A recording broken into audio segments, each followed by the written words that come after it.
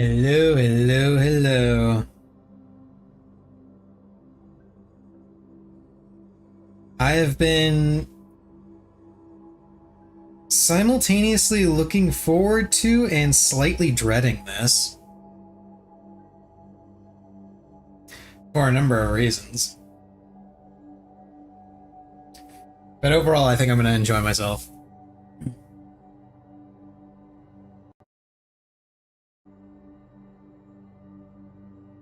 Oh, please, I don't need you here to tell me how to play. I get enough people doing that in Yu-Gi-Oh! Like that one guy last night that was complaining about my misplay, and he didn't even actually see what the misplay was because ads were rolling when it happened.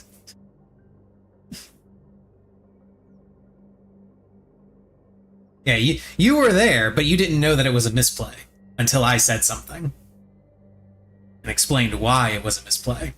But that guy didn't see it.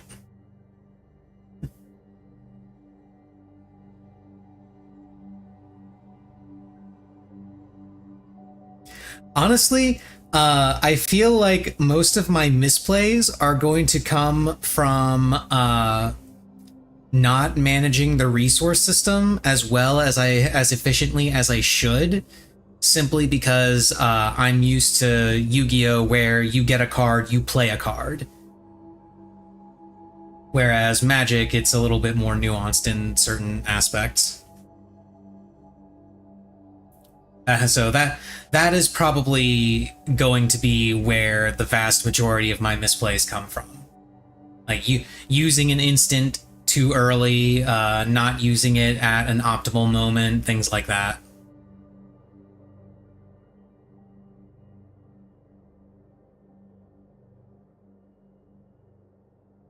But I've been slowly working my way through the starter deck duels. I've already finished unlocking some of them. I got Wondrous Wizardry, Cat Attack, and Arcane Aerialists done. I'm going to be working on Graveyard Gifts next. So, seven more decks I gotta unlock. And then the plan is going to be crafting the mono red aggro thing that I found online the other day.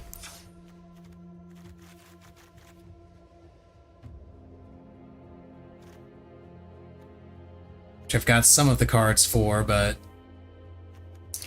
not all of them. But it is one of 3 decks that I looked at that looked interesting, and it's the only one that I can actually craft right now, so...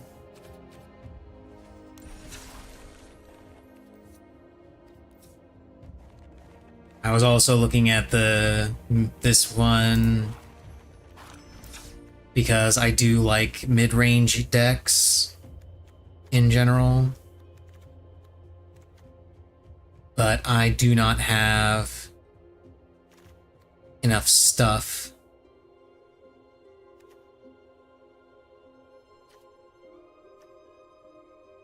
Let's see, I've got 32 common, 31 uncommon, 12 rare, 5 mythic. How many do I actually need to finish this? I need more rares. I need more rares in order to make it. And this one I need more rares and an extra mythic. This one... Yeah, this one I would need more rares and more mythics. No, it's not. I actually didn't find the Vivi deck. I was looking for it, but I didn't find it. Admittedly, I didn't look very hard, so...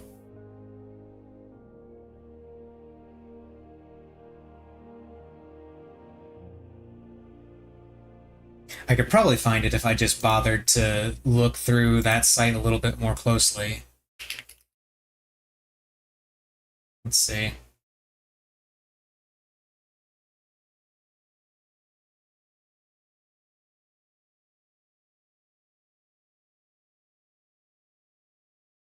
Because it's Is it Cauldron, right?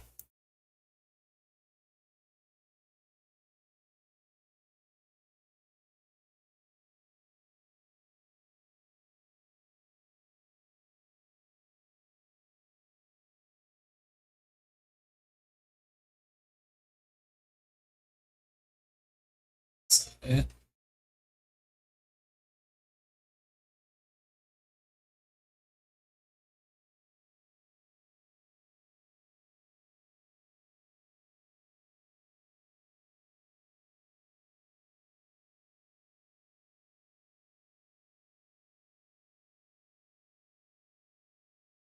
Yeah, whatever.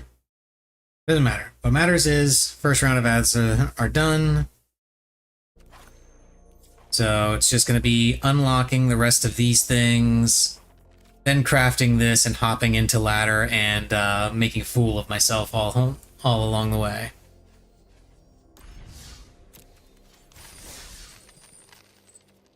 So let's get started. So this one is blue-black.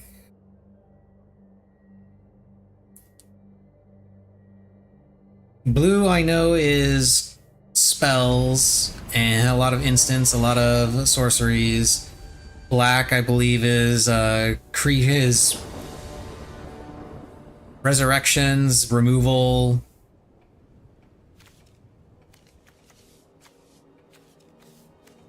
Okay, I can work with this. Yeah, I can work with this.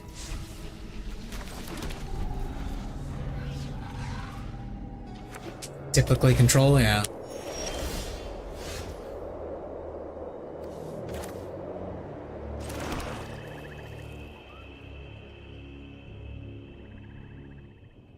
Stunts. Yeah, go ahead and use that just to get something on the board. He's playing green-blue, looks like. Druid of the Cowl.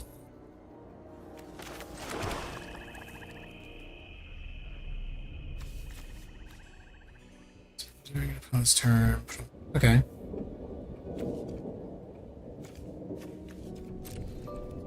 Attacks.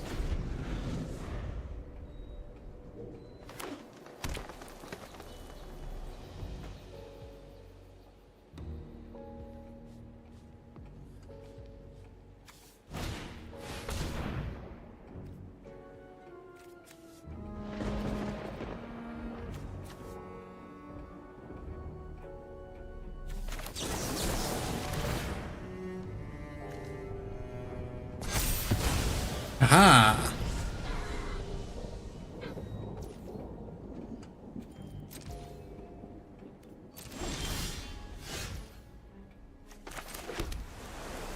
Island.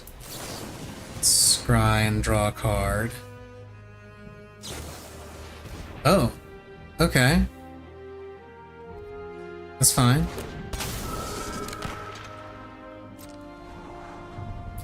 Rise of Dark Realms. I am not going to have anywhere near enough for that.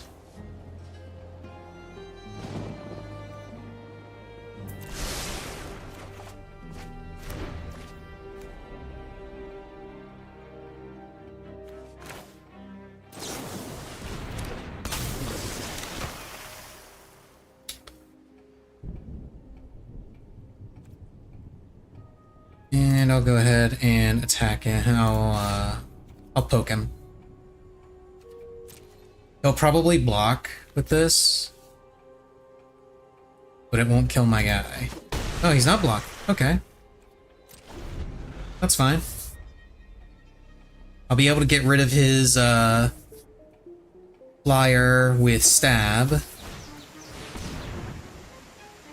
Alternatively, get rid of that with stab. Aw, you bitch. You know what?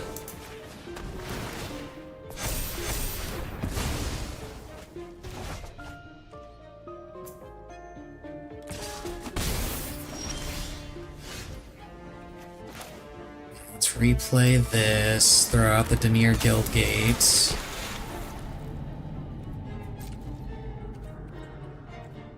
And poke him.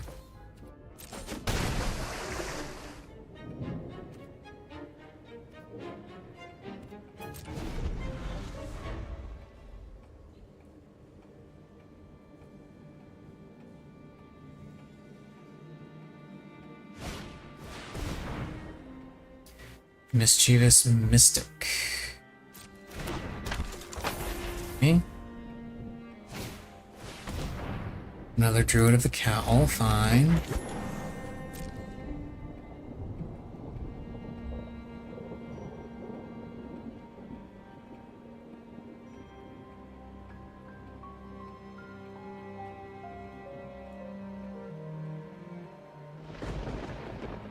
Take out his, I'm gonna end up leaving this, probably.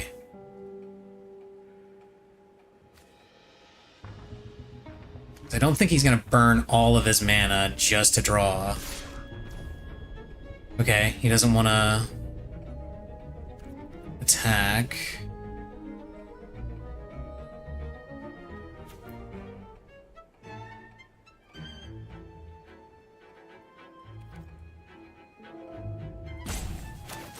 Yeah, I want to get rid of his Mystic.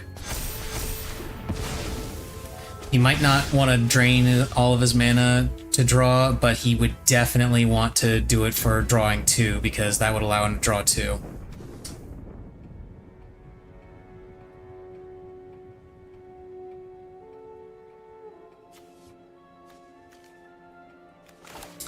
And go ahead and throw out a Defender, because why not?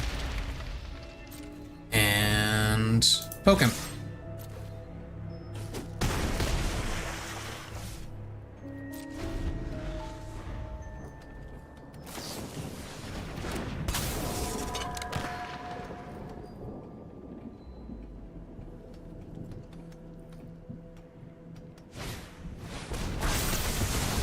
Ah, lame.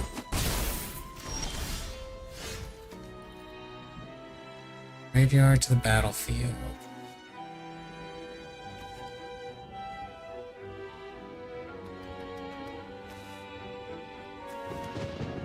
I don't think I have anything that would be really good with.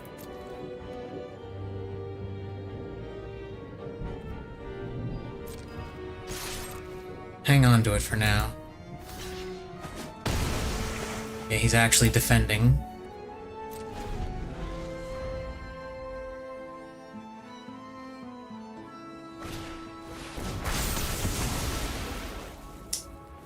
Dick.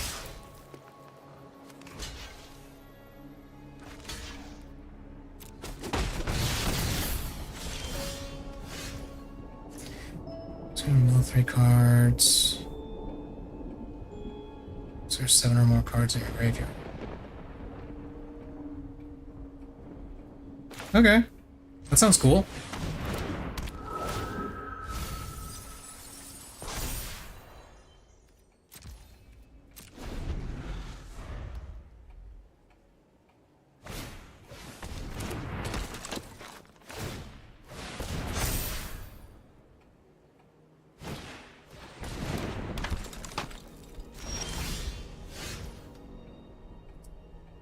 Okay.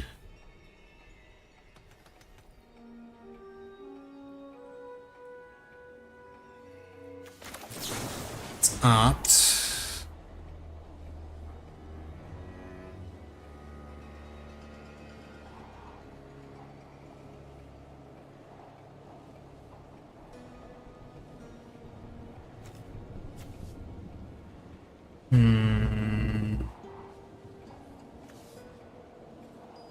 Let's try something else. Let's see.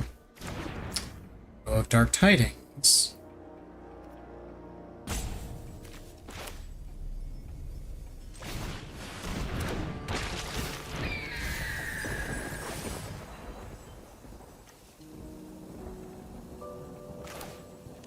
Do I have an instant or sorcery that I can use here?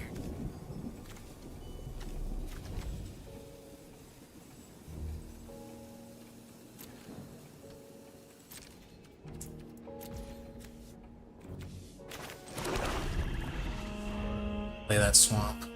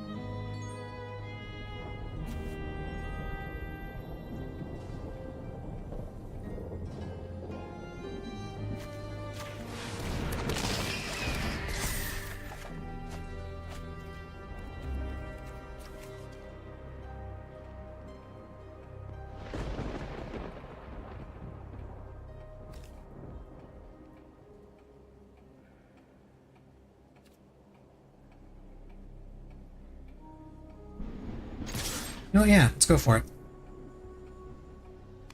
He can kill my big dude, but that gets rid of both of his flyers. So he has nothing to stop this flyer and this flyer now. Of course, he could just, you know, play that stupid shit.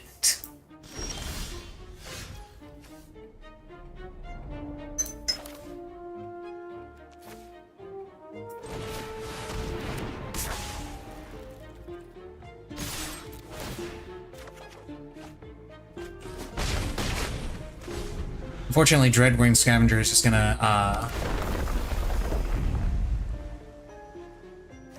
okay, he surrenders.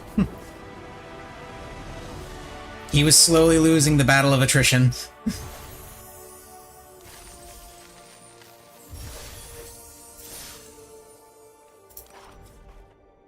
Okay, so that was Graveyard Gifts.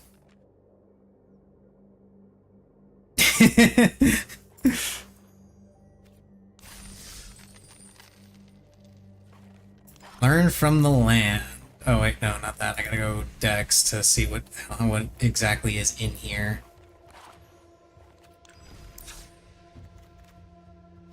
Okay, Mischievous Mystic is in here. Spectral Sailor. This is the deck that guy was playing, I think. Right? Yeah, this is the deck that guy was playing.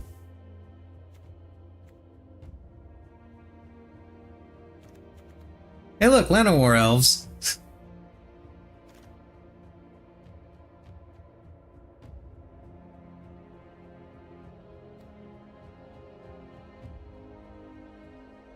Yeah, I'll get one of them from this deck.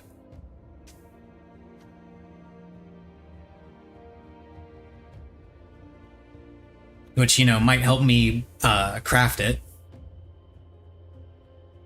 Especially, which is good, especially considering that rares are one of the things that I'm missing from that. I think I need like, I need like 12 extra rare wild cards in order to make everything from there.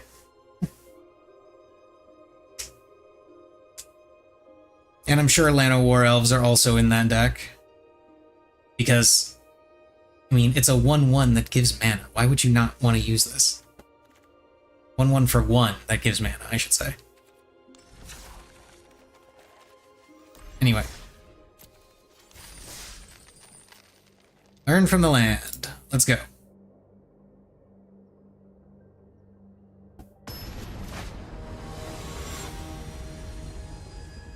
Shrekmate. Okay. Is that like Housemate, but it's like, you know, Shrek? Big Fin Bouncer.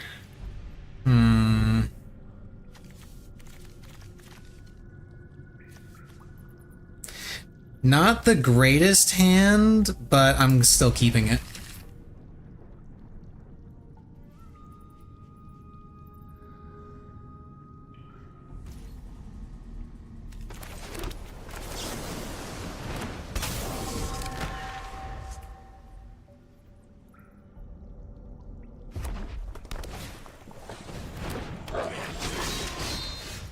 Ooh, Osborne.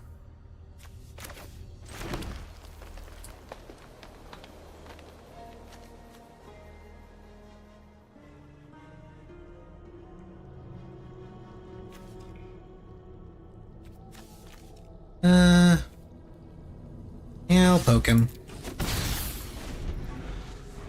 I don't think he'd use the ability to make it unblockable, but...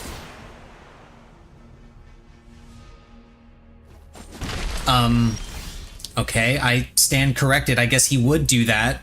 Presumably because he didn't realize that this was tapped and couldn't block him anyway.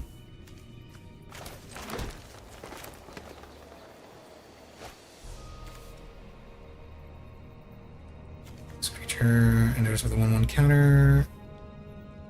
And landfall.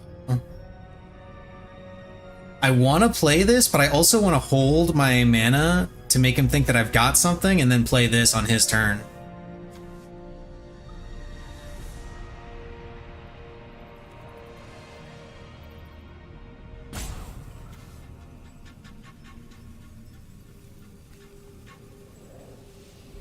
I'll just play it.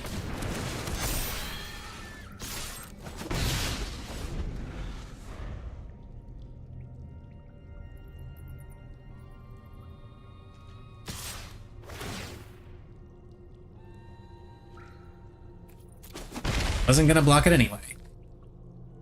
Because I want this to grow. I want to make my monster grow.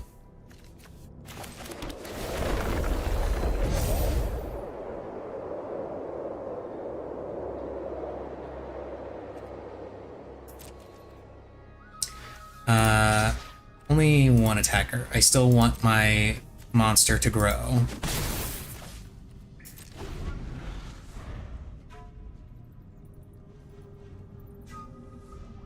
Although now I'm at the point where I need to start drawing lands. Oh, that's annoying.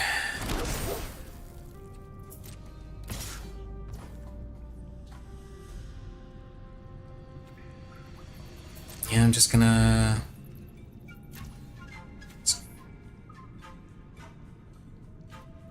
I'm just gonna eat that for the moment. Play that to draw. Okay, got some lands, good.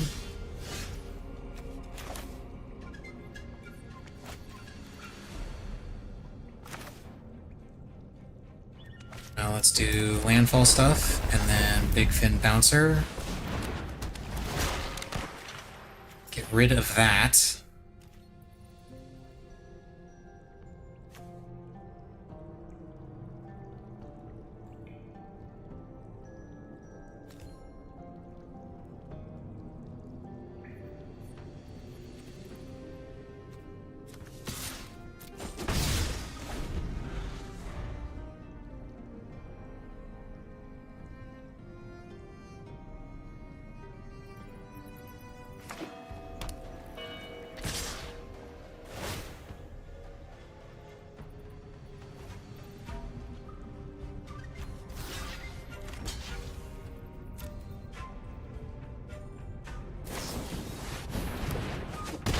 Okay, so he gets to trade that.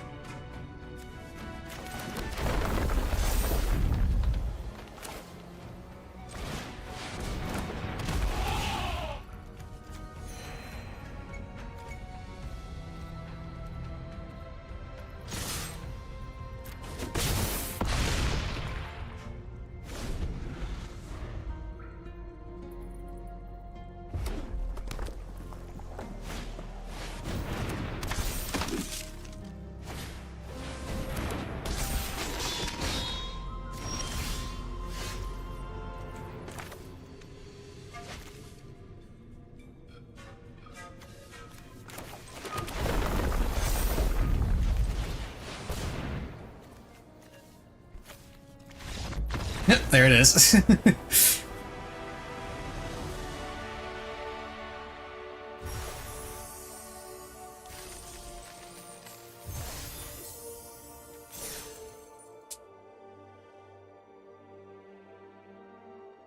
I could have, yes.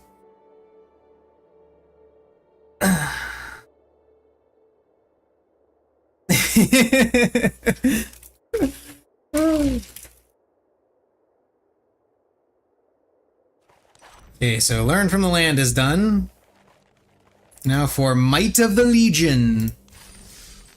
White and red. I know red is Rush Down and Burn, and I know white is a bunch of tokens and auras and equipments and shit.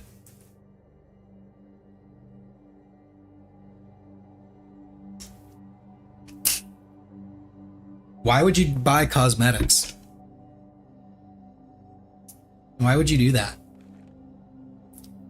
More to the point, why would you ask me about buying cosmetics? Like, you have met me.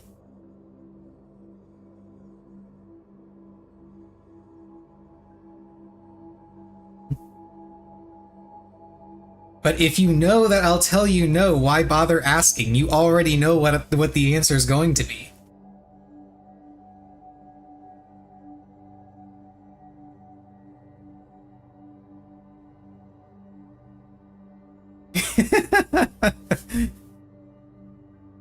Okay, fine. No, don't buy cosmetics. Never buy cosmetics. Cosmetics are an absolute waste. There's nothing important about a cosmetic. I say, having bought several cosmetics in my time. Which means I would know. Anyway, let's continue. Unlock the rest of these things.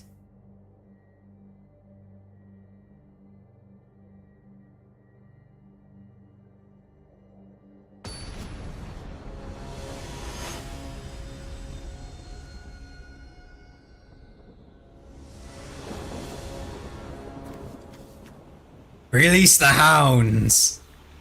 Goldvein pick. Okay, on the Windscarred Crag.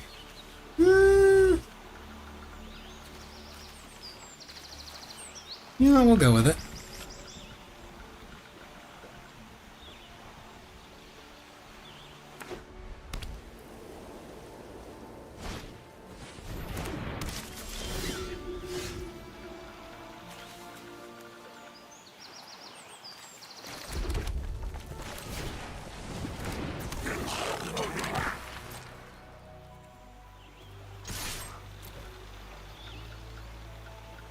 Why did I do that? He's just gonna block. He's not gonna block. Why did he not block?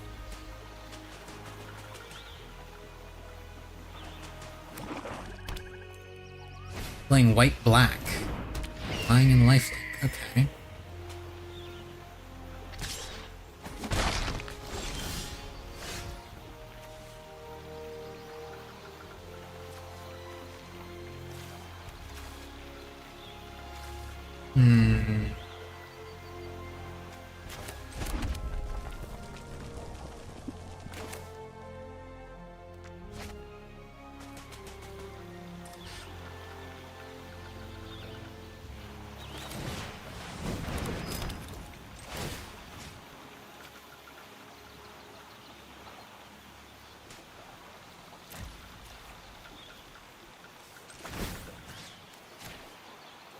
Almost did that. Oh. No, I have to pay 1 to equip that, I forgot. No attacks in turn.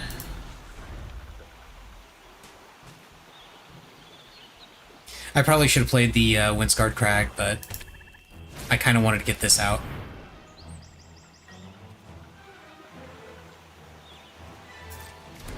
Okay.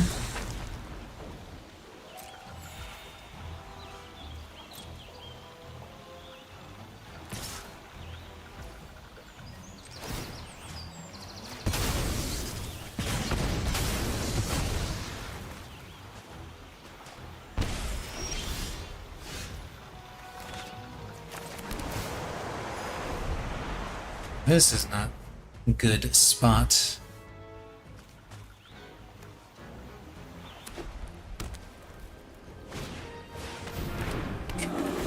Turn. And I'm pretty sure I'm just screwed here.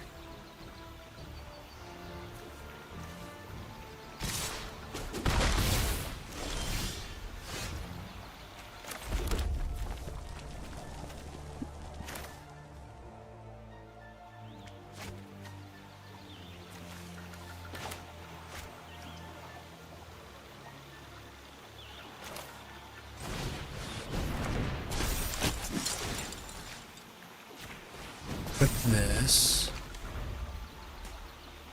And then next turn we'll release the hounds.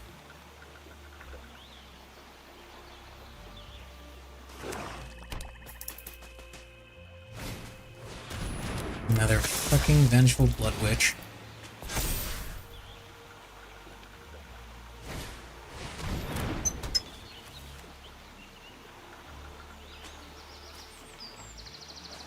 Okay.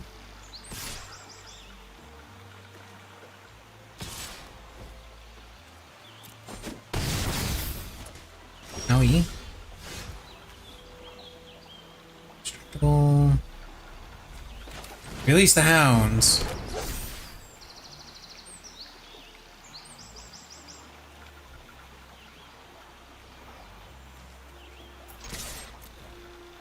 He's not gonna block with this.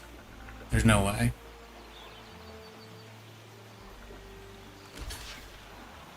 He is going to block with that because that's going to deal damage to me and give him more life. But he's not going to block with this because this is giving him life every time he plays something.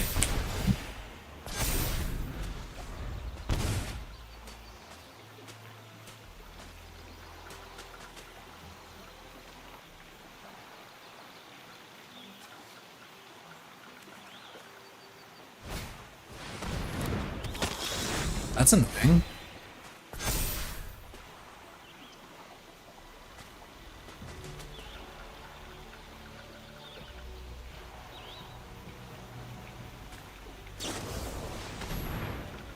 He's going to start using some removal. Try and get rid of my tokens.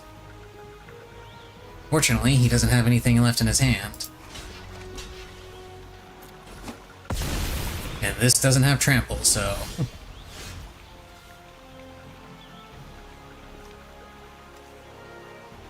Okay,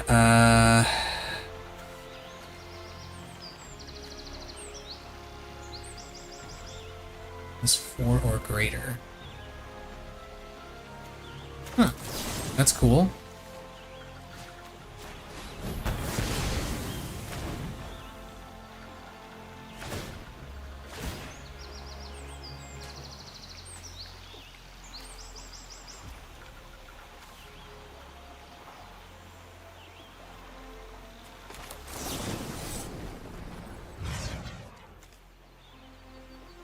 And we'll go ahead and kill that thing too.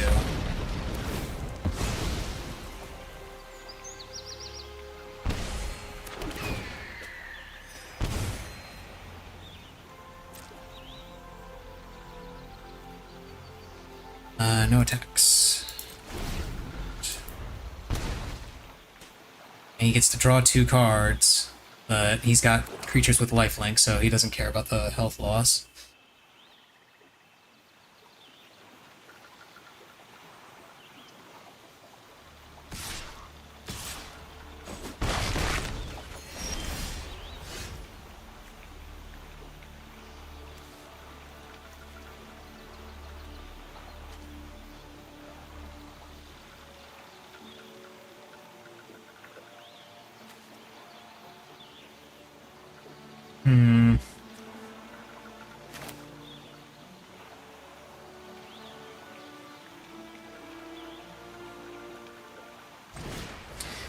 Yeah, I'm fairly certain I've just lost this one.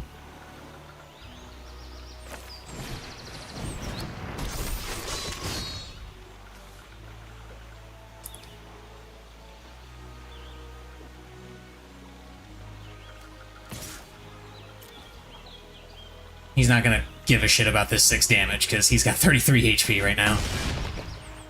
It's not gonna do anything to him.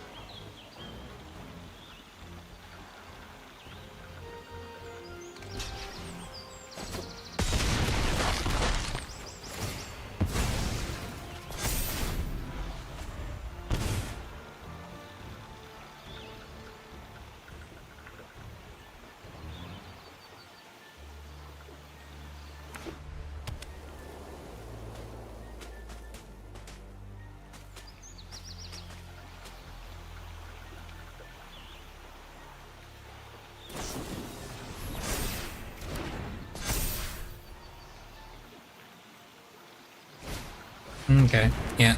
Now he has lethal. Because I can't stop the flyer. I mean, the guy was way ahead of me in general, so like it was very unlikely that I was going to be able to do anything about that. Did I finish like dailies or something? Is that what happened with that? Oh yeah, that's what happened with that. Neat. Okay, we go again.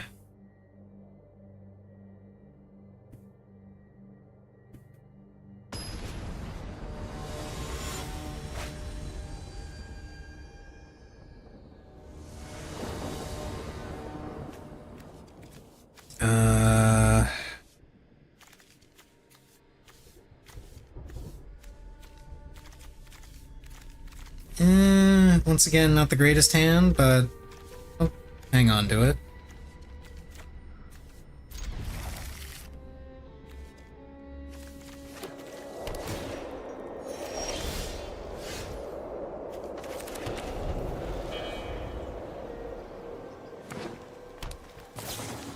Blue-green.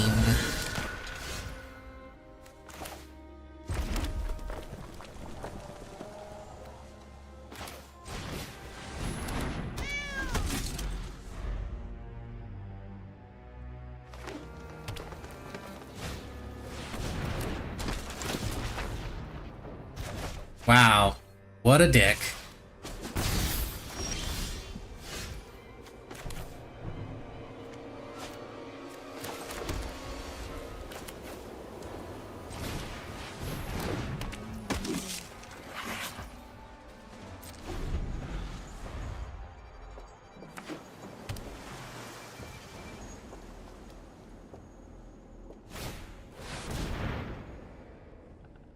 Are you serious right now, my guy?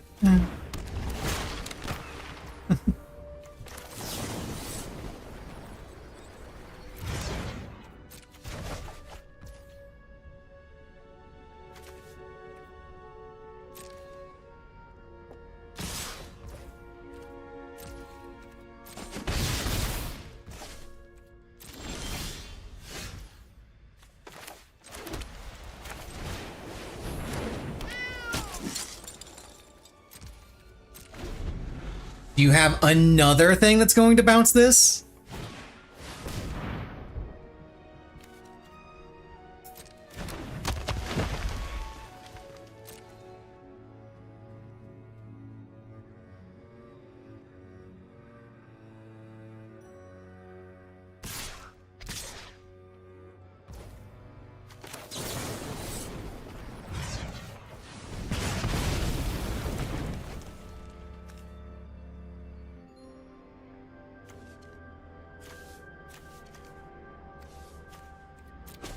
I'll go ahead and take that extra 2 damage. That's fine.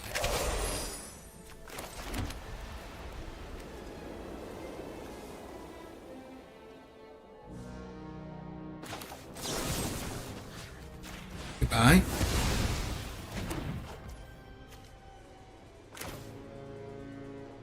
And do this. Equip that. And attack. Yes, give me mana.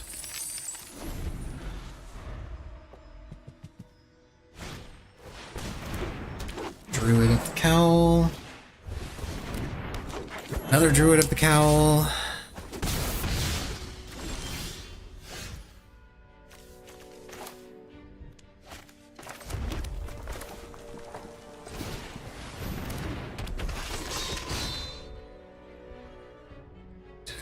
Indestructible.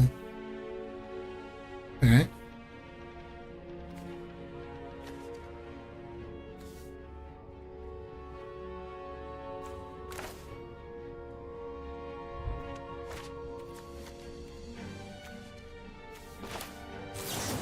Yeah, we'll go ahead and do this.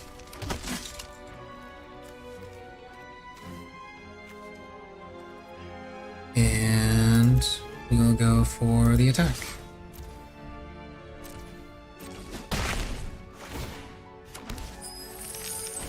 Give me more mana.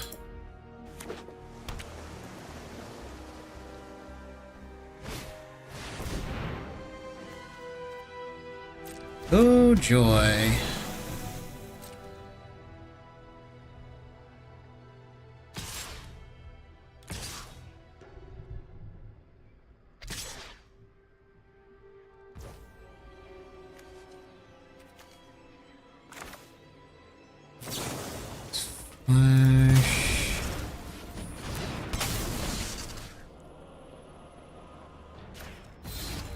Dribble. You block that guy, you block that guy, you block that guy, go.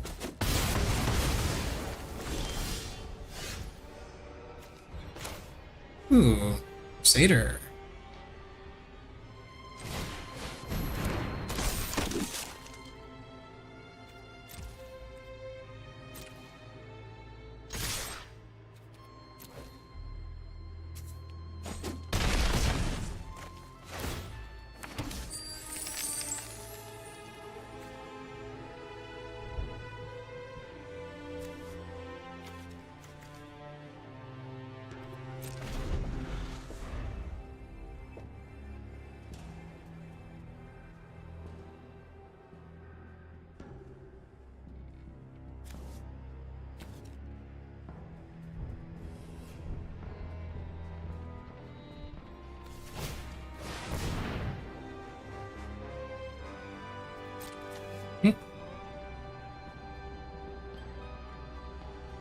Annoying, but tolerable.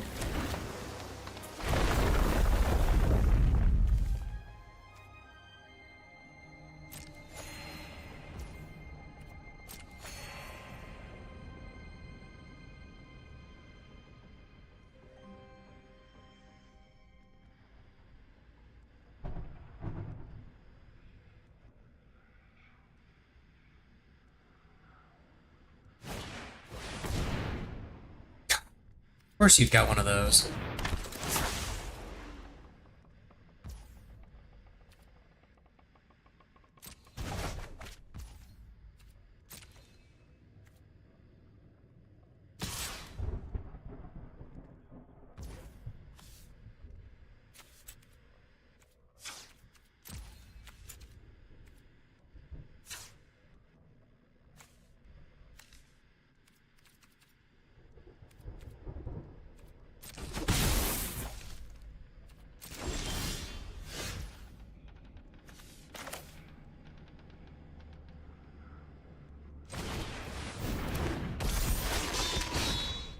Eh.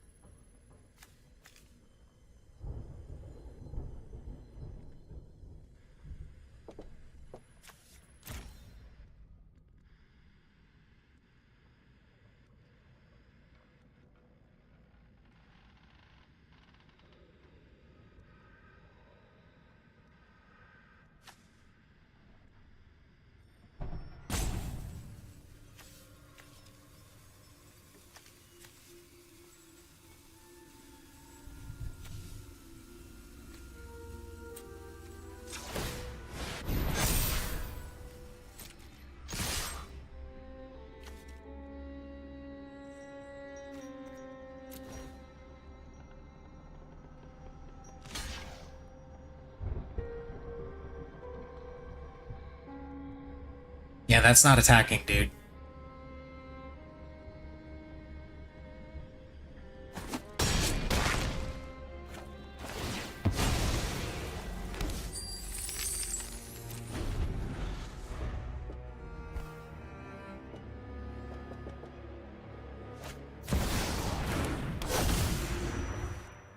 An evil bounty. Of course.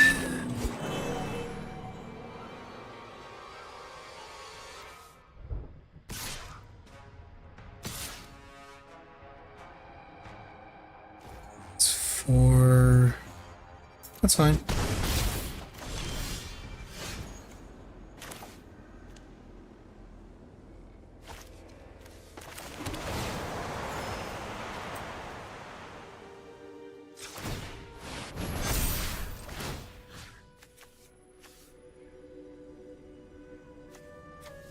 This is X-proof, indestructible. Equipped, gets 2/2 and has flying. Okay. Boop.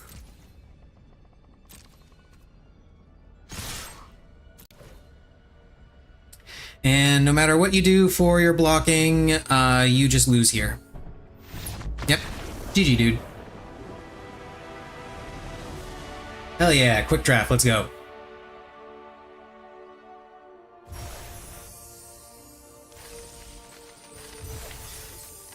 Okay.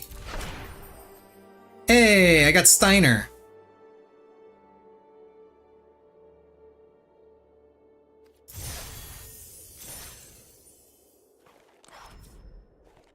Okay, so only 4 left to go.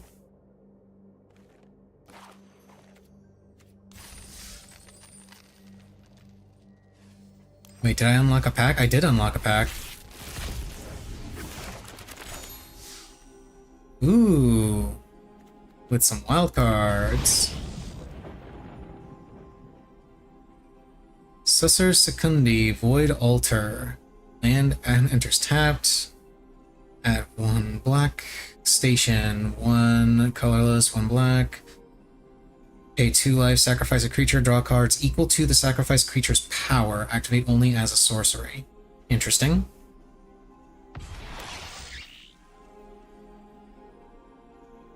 Swarmyard.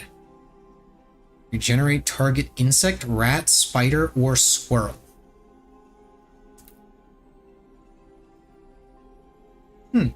Neat.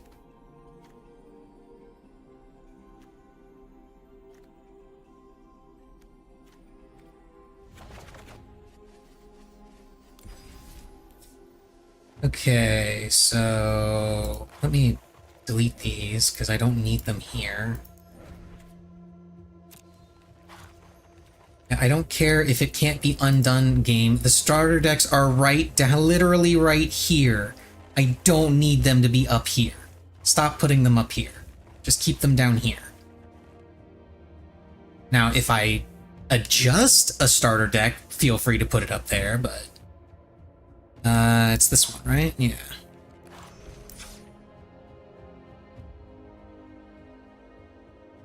More Llanowar Elves.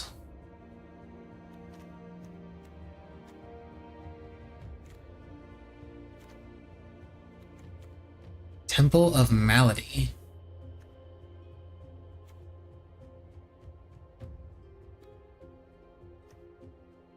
Quilled Greatworm. Whenever a creature you control deals combat damage during your turn, put that many 1/1 counters on it.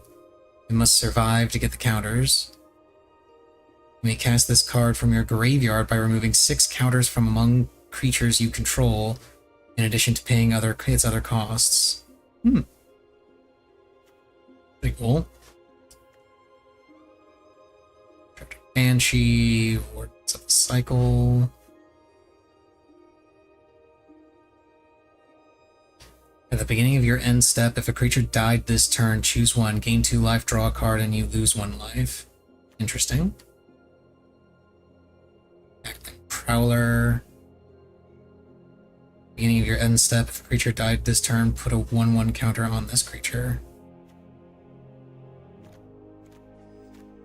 Okay.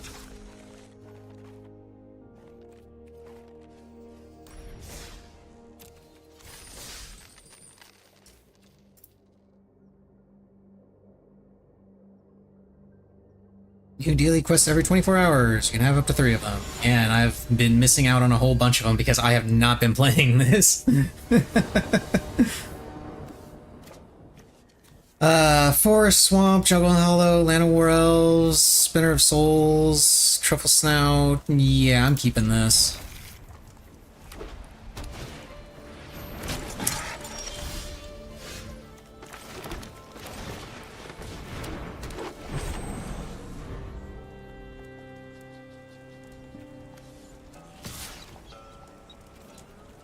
No blocks. Go ahead. Fairy Thespian.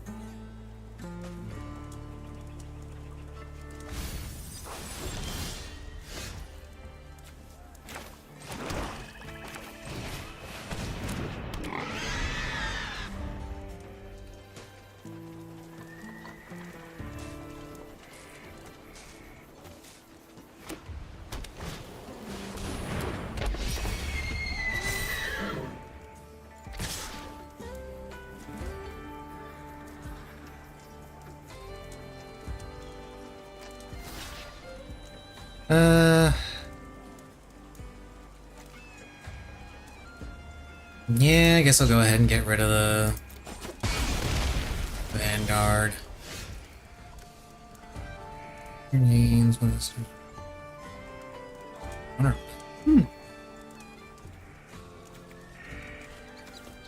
This creature dies if it wasn't a demon. Returns to the battlefield under its control too. It's a demon. Okay.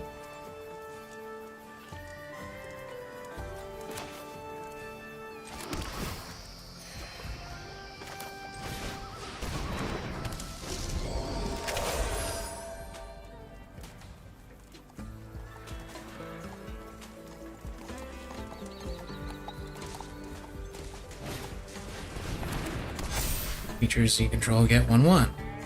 That's annoying.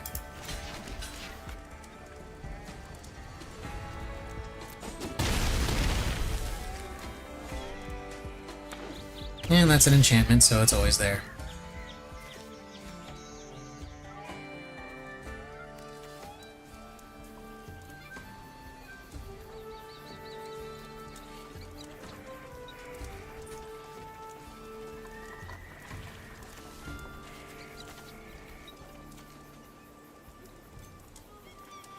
Just for an enchantment hate.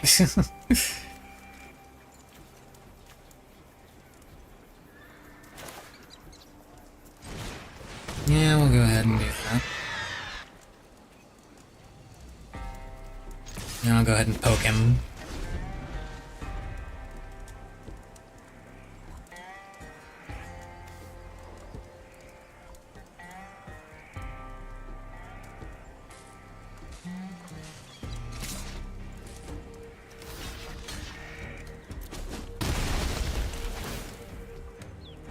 He gets to surveil, which is fine, whatever.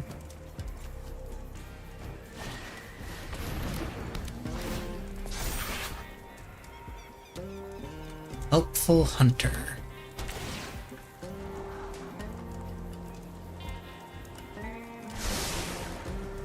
Okay, whatever that was, he didn't want it.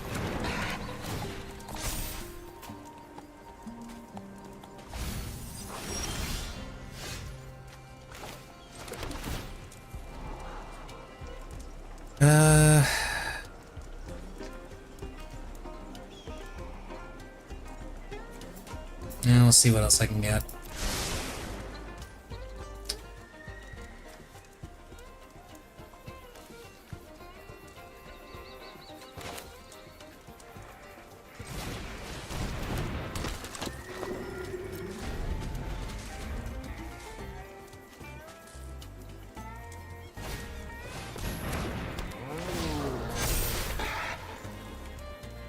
I'm pretty sure I'm just dead because I can't deal with all of his creatures.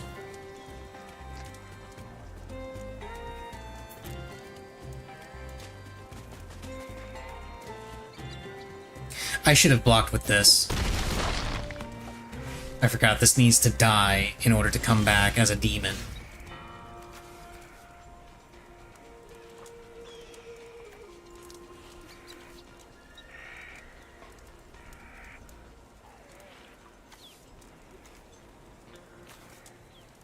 Yeah, I just lose here.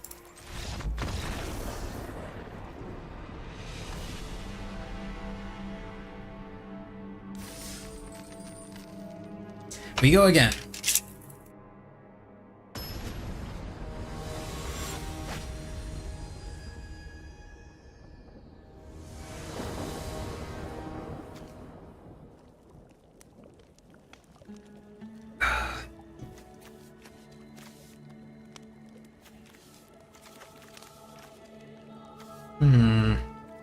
You know what? Sure.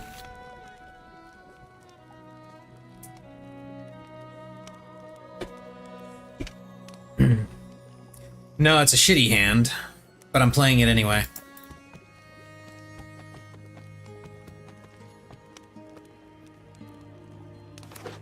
He mulliganed twice. Hey, now it's not as shitty a hand anymore.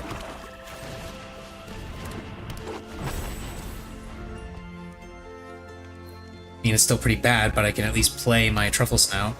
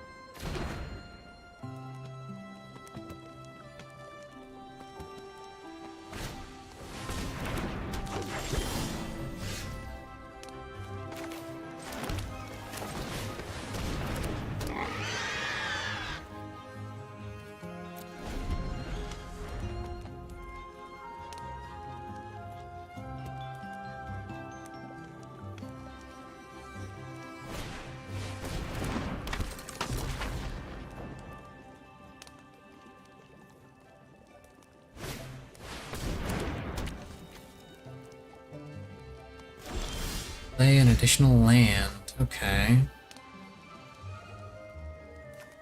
Go with Golgari Guildgate, and we'll go ahead and do this.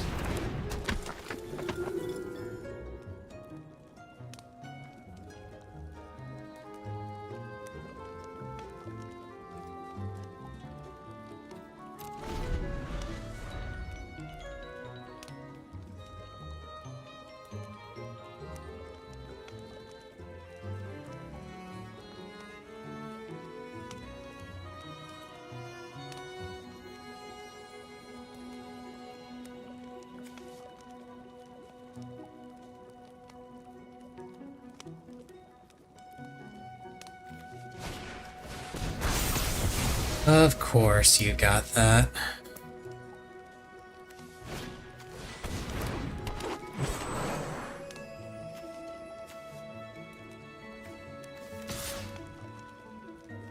And I can't block his flyer. Exile target card from graveyard. If it was creature, put a 1/1 counter on this creature and you gain 1 life.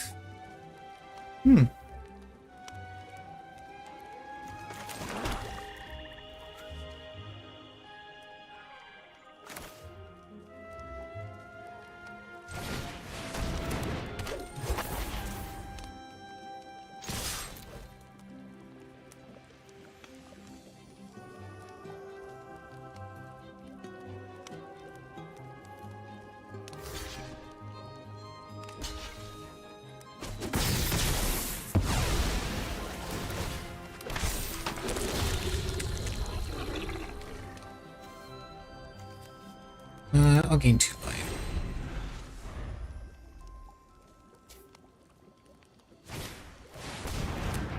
That has reach.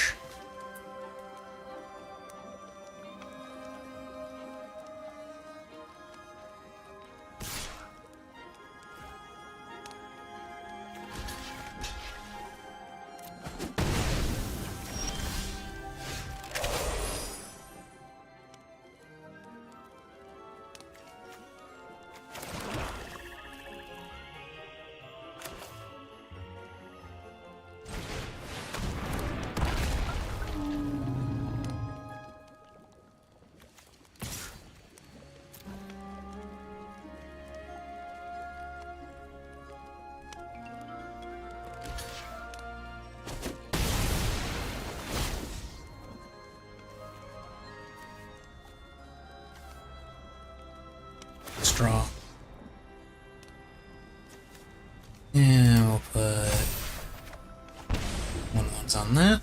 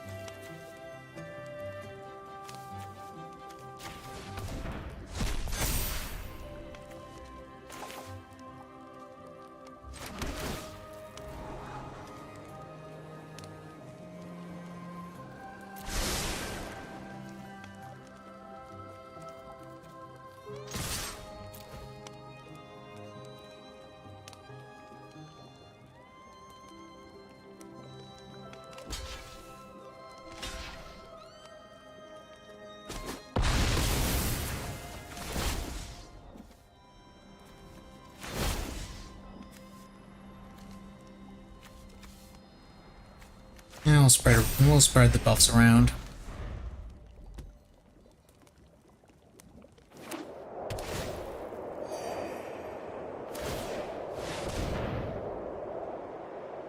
He's digging for creatures from his deck with that thing.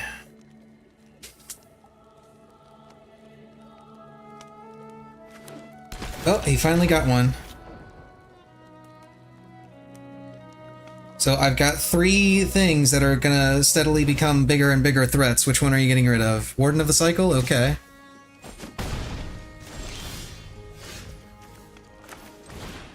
And guess what? It's back. Guess who's back? Back again?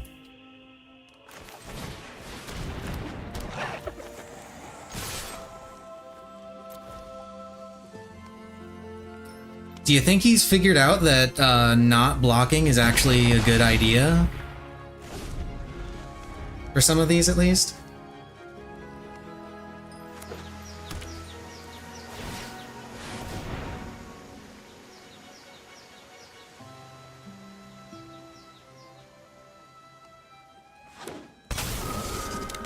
Spectral Sailor. Okay. I mean, he's only attacking with this.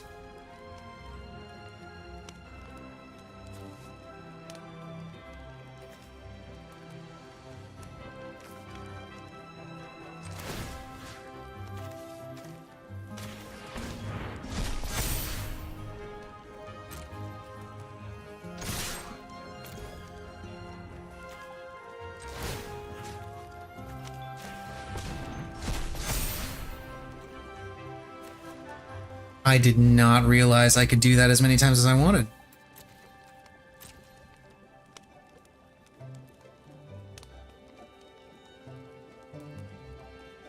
He's in a bit of a pickle here because he has to block, otherwise he just dies. Yeah, there he goes. Yeah, he has to block, otherwise he just dies, but if he does block, then all of my morbid abilities go off and I just get stronger.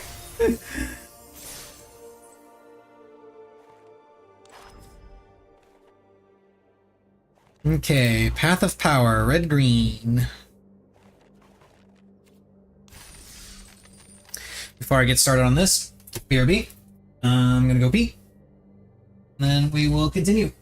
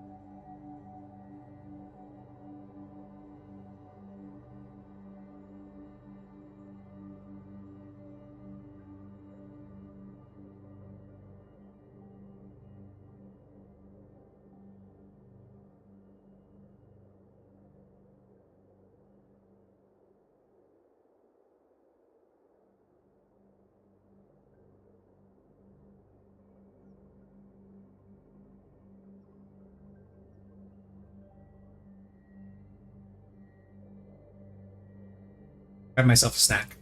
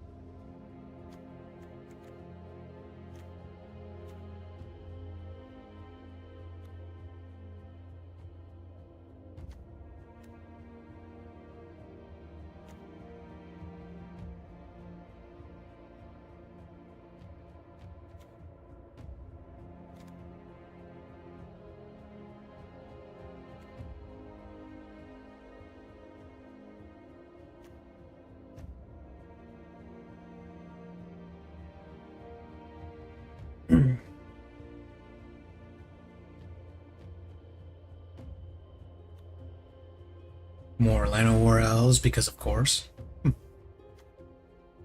And Snakeskin Veil. This is a card that I know is used in in Gruul Landfall.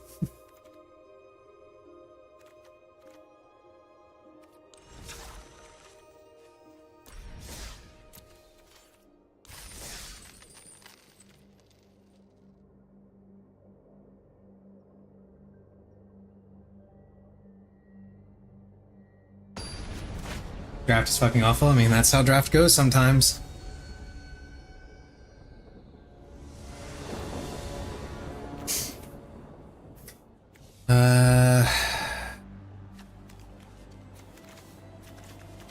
Yeah, that's pretty good.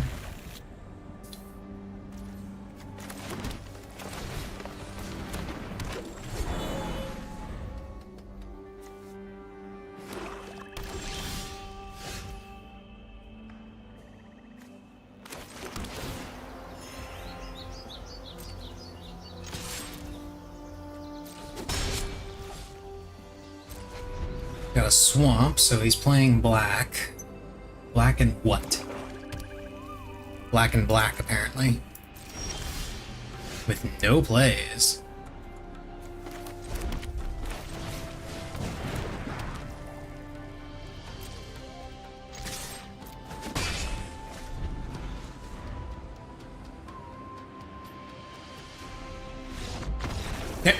He apparently bricked hard as fuck.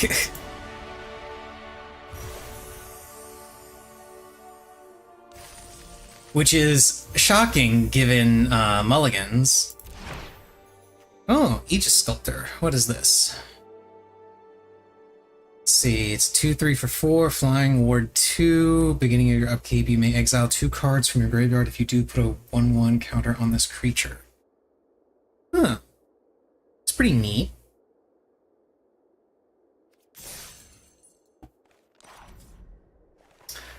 Okay. Reckless Raid and Vampiric Hunter, or Vampiric Hunger are the only ones left, it looks like.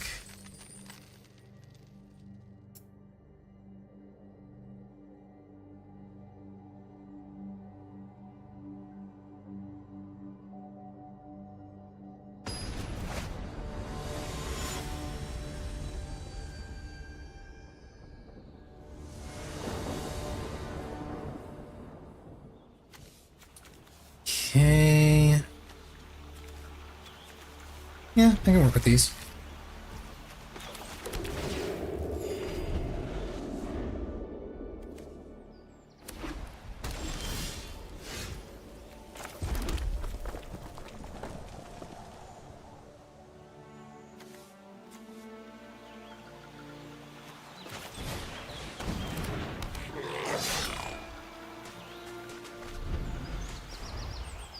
Okay, so he's got some kind of buff instant. He's playing white black.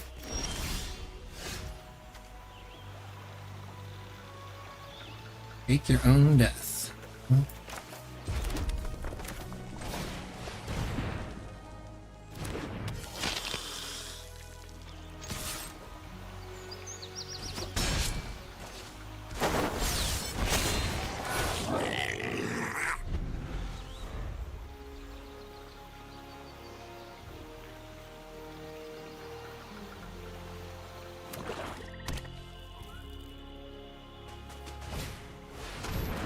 Dazzling Angel.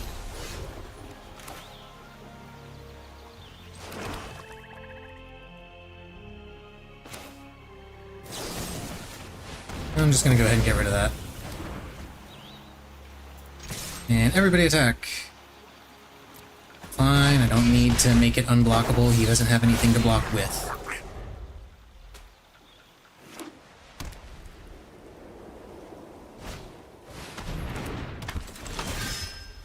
Regain life, put a 1/1 counter.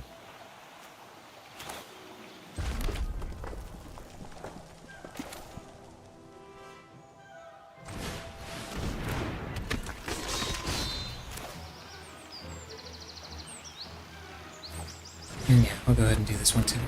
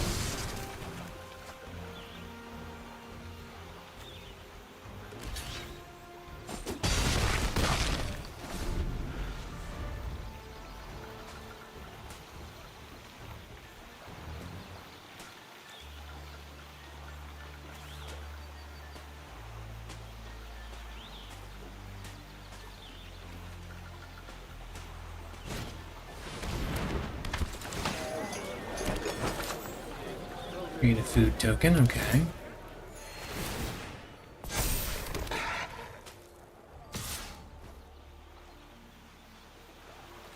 No blocks, go ahead.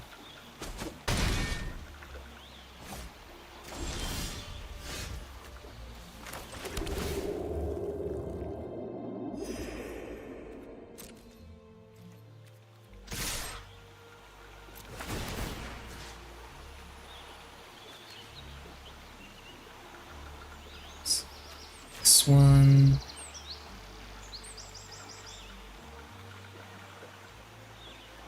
Line that. Go to blockers.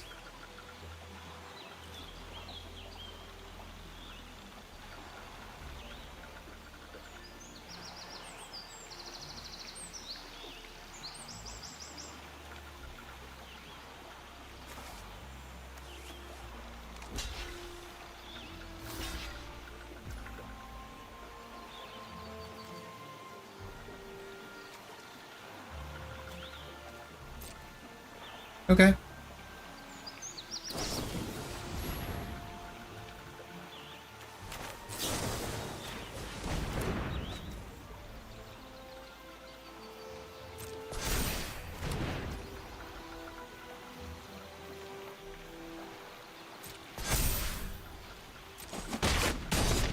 You thought you were so clever.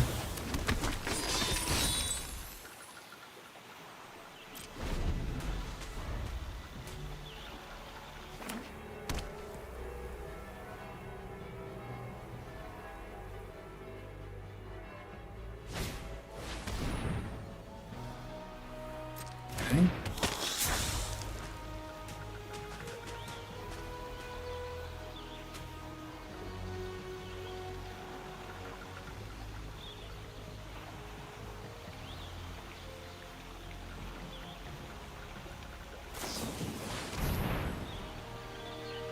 Sacrifices creature of their choice.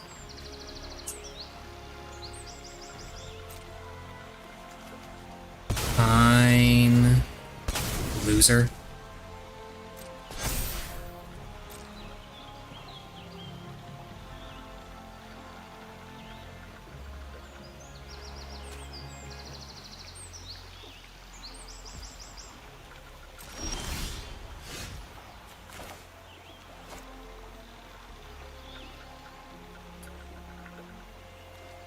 It's 2-0.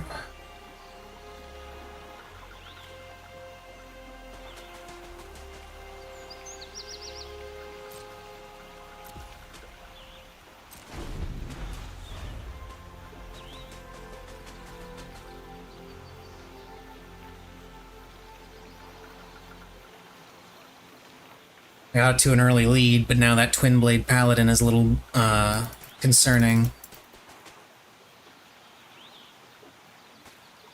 But at the very least, he can't attack with it because he knows the moment he does, then he's screwed. Turn target non-land permanent. Mana value 2 or less from the graveyard to the battlefield. Okay. That's if it was kicked.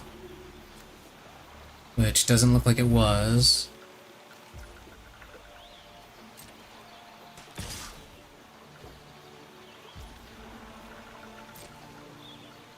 No, go ahead.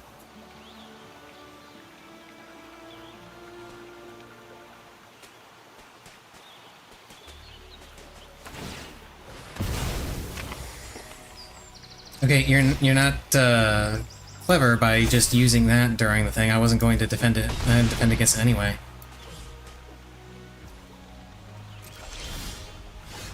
Damn it.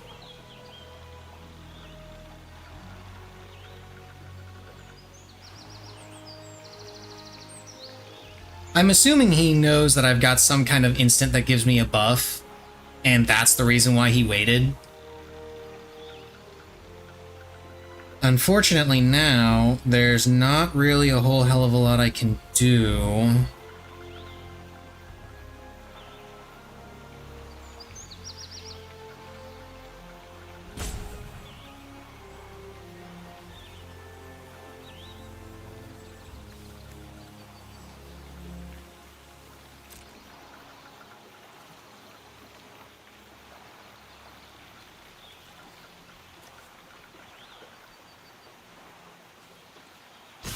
You know what? Sure.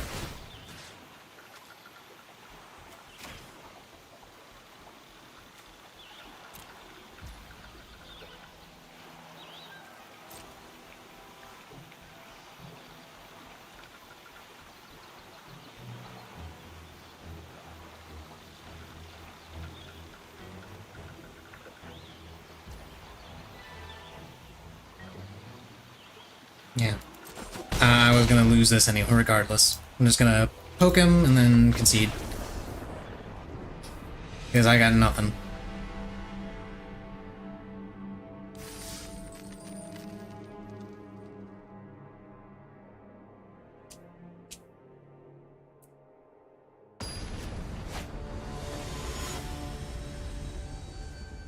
Oh, look at the cute little mouse. Stab it. Okay, I can keep this. Yeah, I can keep this hand.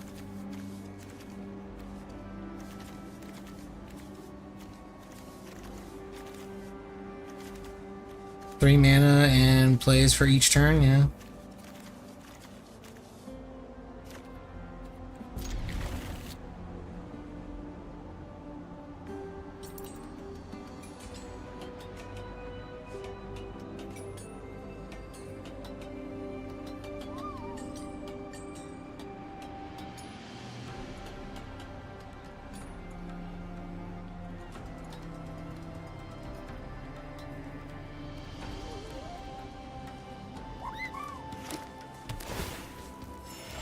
No, this dude has a chocobo.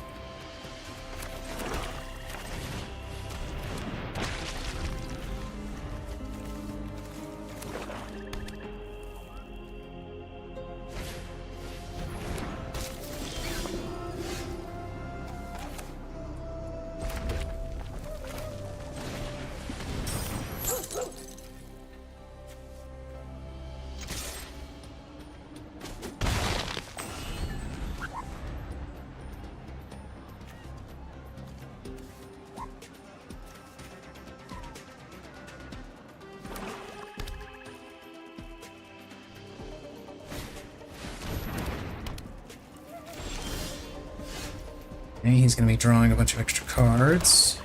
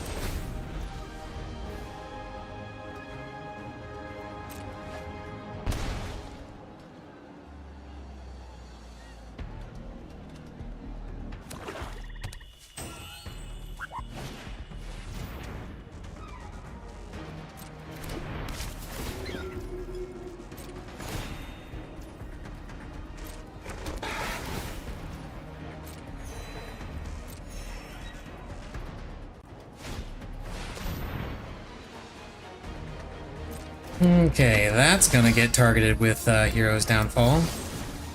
Bye.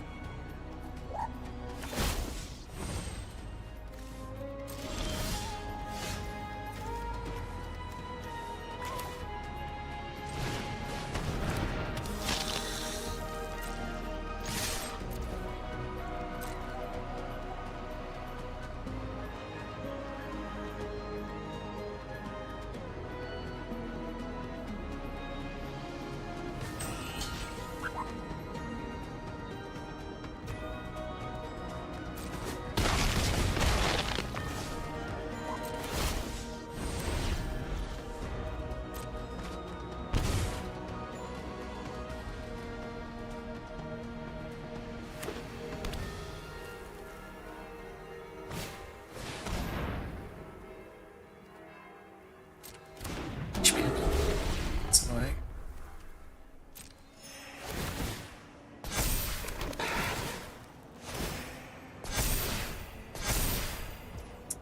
Yeah.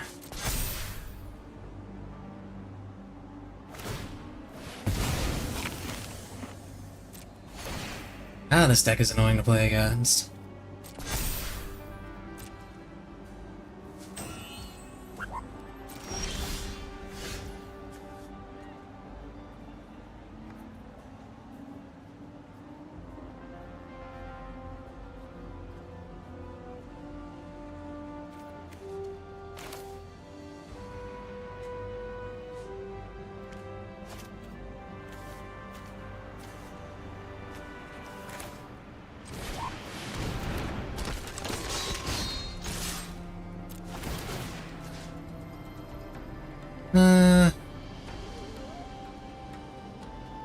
Give it to this one.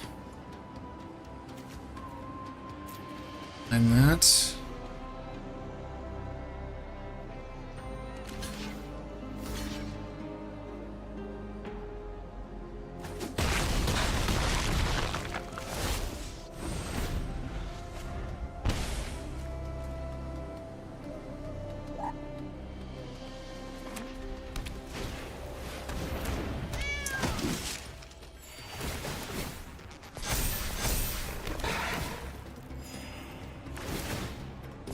Yeah, I just lose here because I can't do anything about this. Yeah. Oh, especially if he's gonna use that.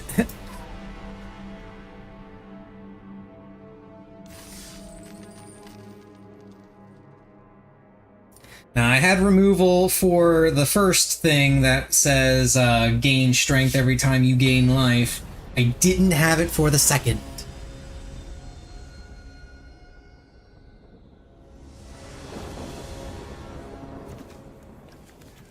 Two Slimmering Cerberus and a Perforating Artist. I like having the lands, but they're just not good. Yeah, mulligan that. This is not much better. But I'll at least hang on to it. I'll ditch the High Society Noble.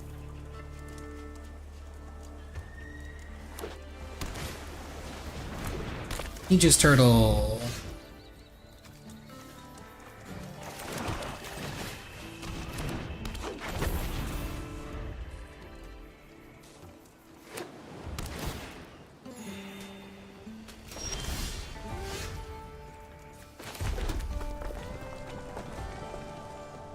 Damage to target creature. No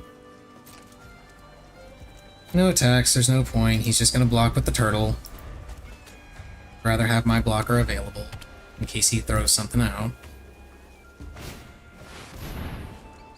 Okay.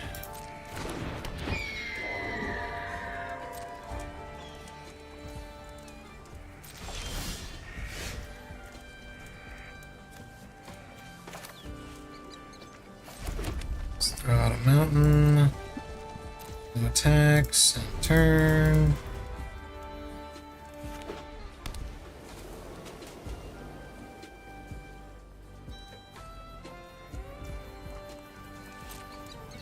I assume now he wants to attack.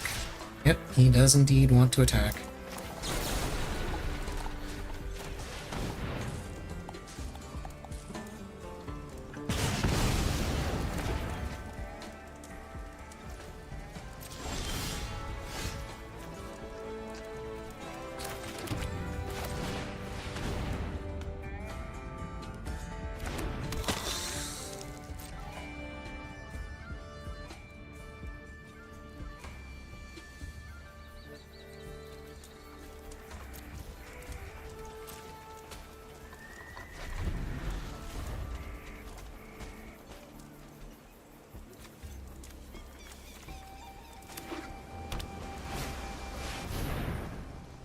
Flying and vigilance.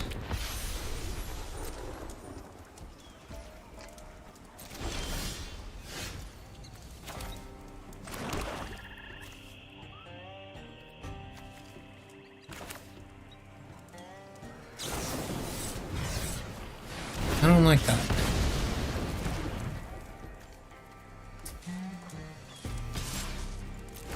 Hacker, sacrifice that. Oh, cool. Now I got a 1/1 flyer. Neat.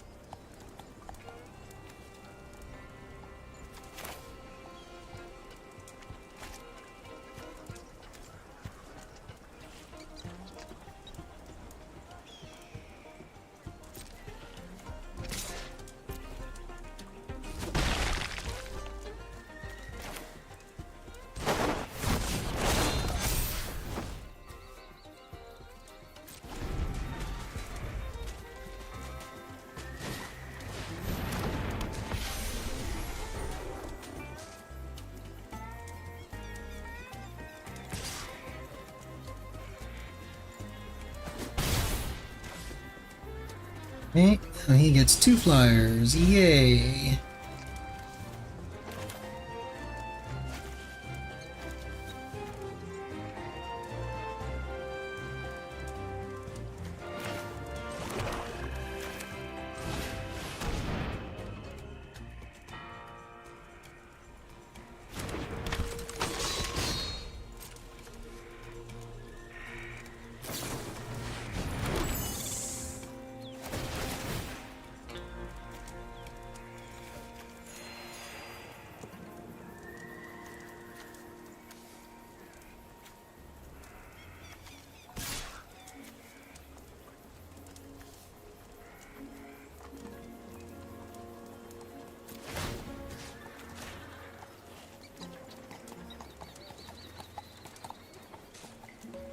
Gonna make him use both of his tokens. Well, more likely he's gonna use, yeah, more likely he wants to use, the thing there. It's annoying.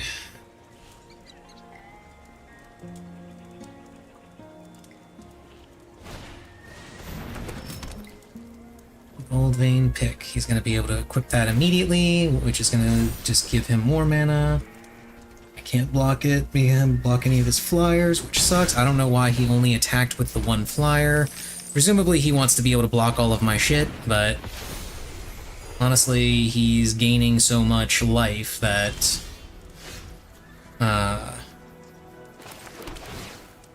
it's not really gonna matter. I mean, this is useful. It would be more useful if I had drawn it, but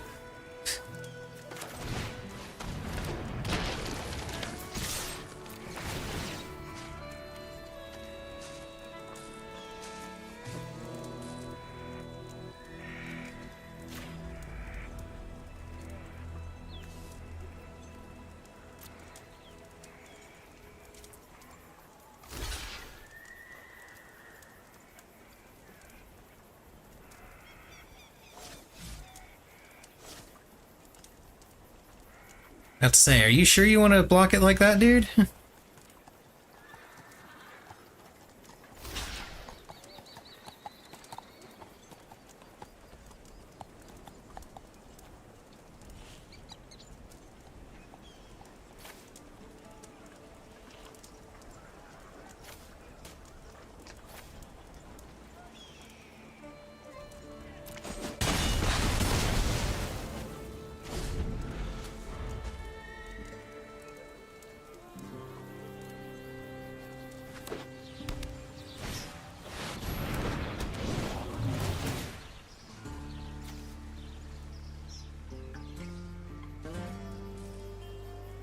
Graveyard.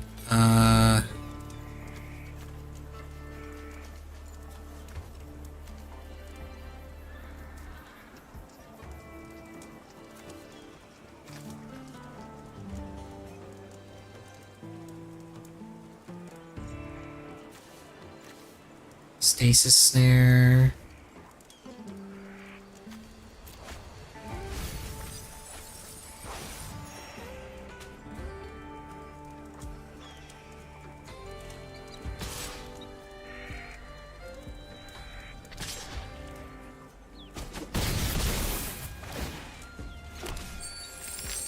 It's extra mana to play with.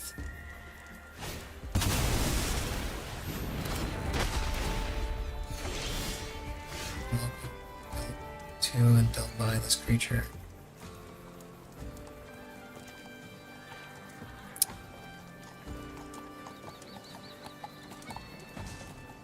Yeah, I can't do anything. I could last another turn by killing off one of his flyers, but it wouldn't change anything.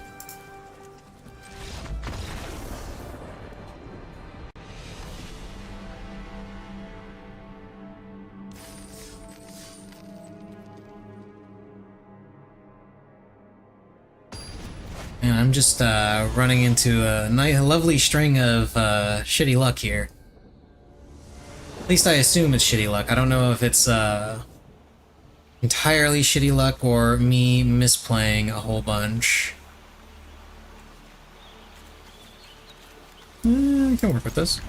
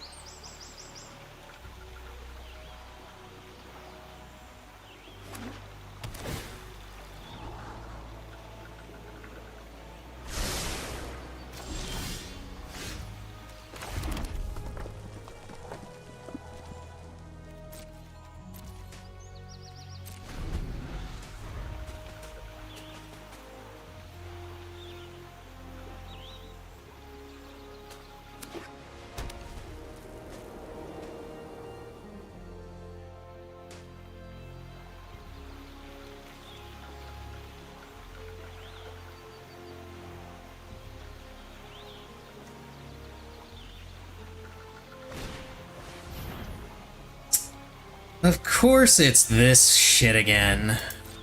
Seriously, every time with these people.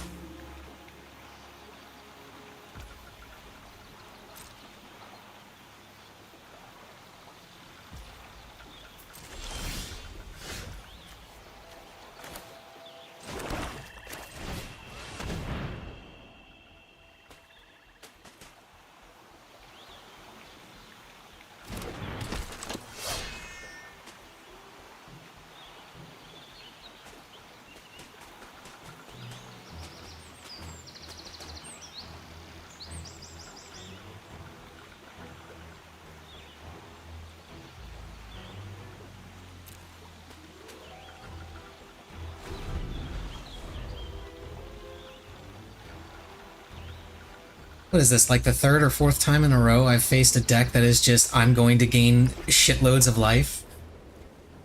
Feels like it.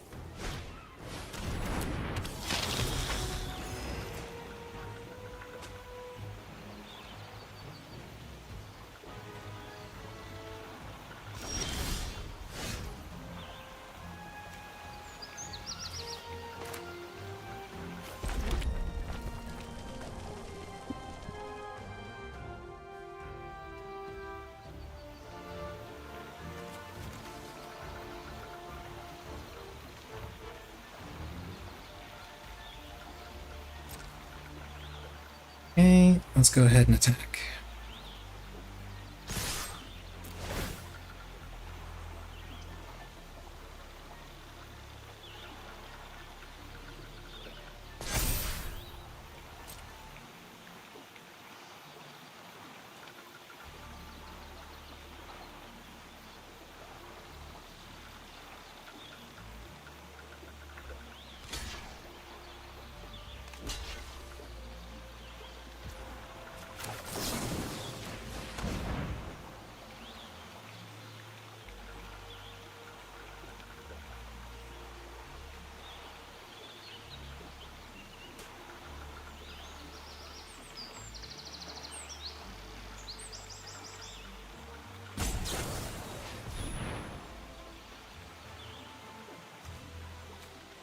It's 2-2.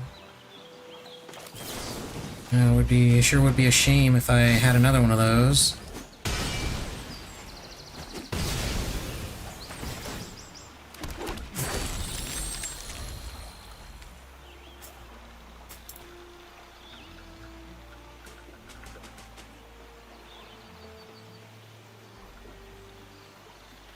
Haha!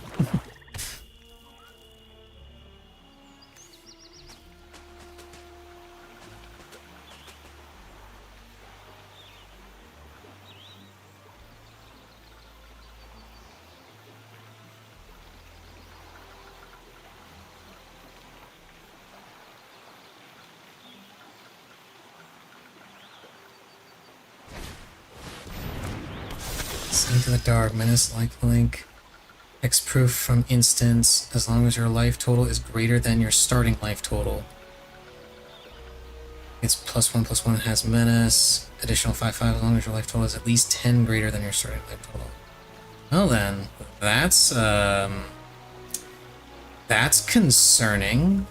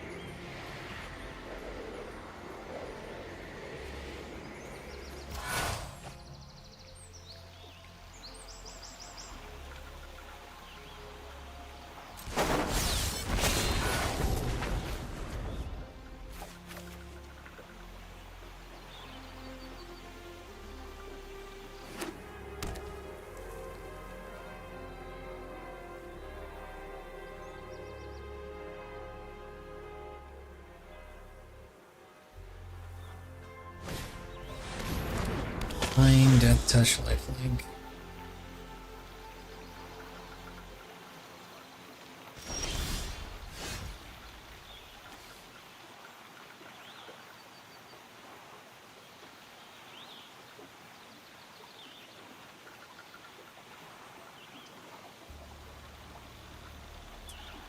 Yeah, I'm fairly confident that I am.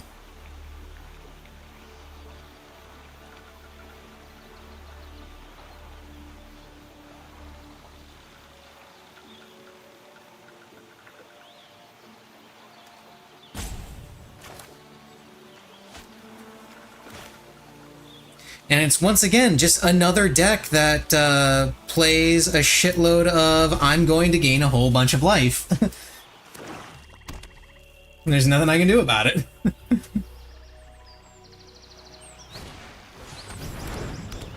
Dazzling Angel.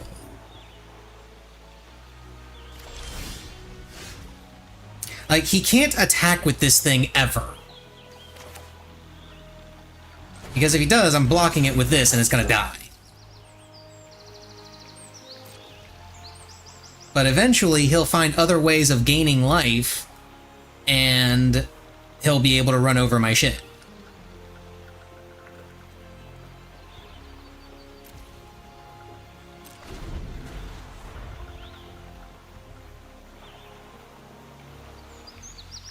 Because if he gains 3 more life, this thing becomes a 10-10.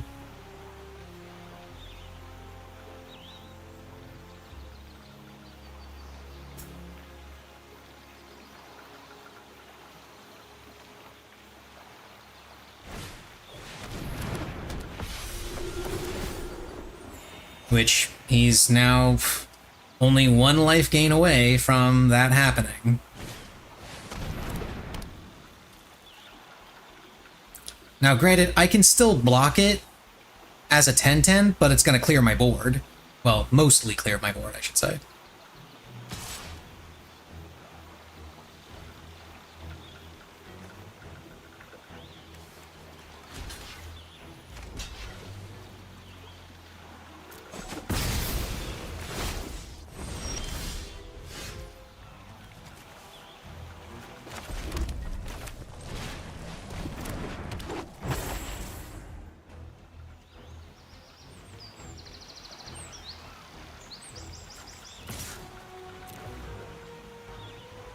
Why did I do that?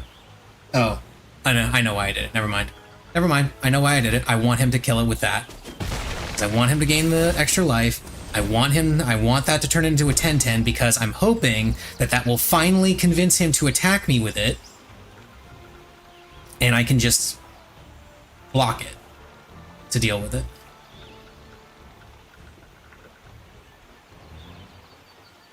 That's literally the only play I have right now because I'm not drawing any of my removal.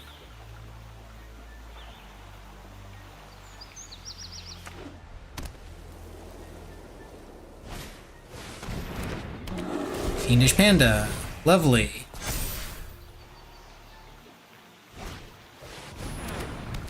And Cat Collector. Also fun.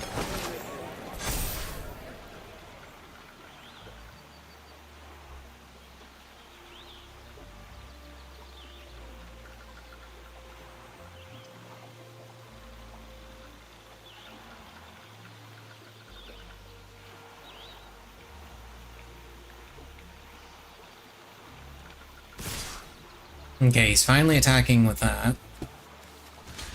Finally kill it. And I can't do anything about the flyers, unfortunately. And of course, he's gonna gain a buttload more life off of this.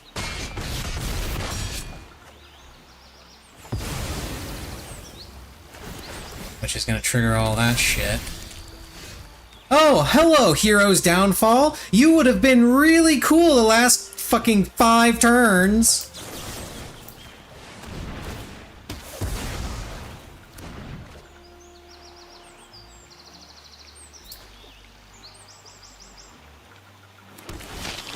Yeah, unfortunately he just gets another one of those. Yeah, I can't do anything.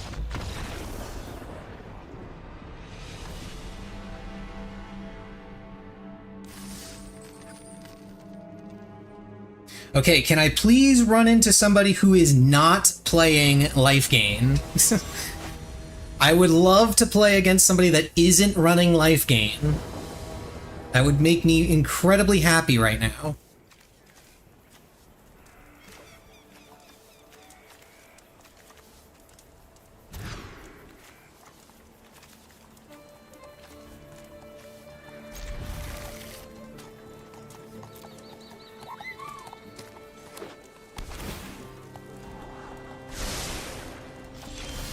Oh, this guy's got the Unis sleeves.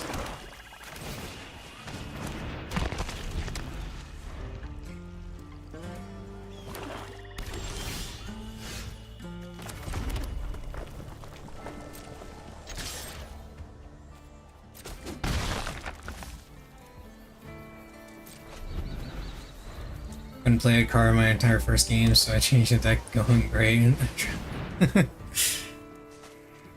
Okay.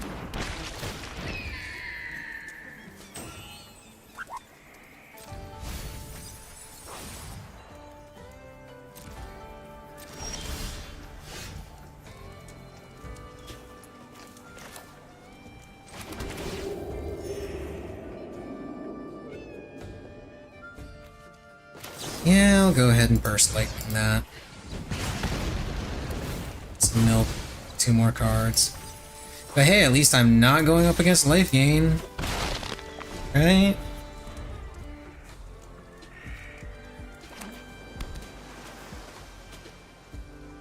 Next turn I play Alicia. Draw 2, discard 2.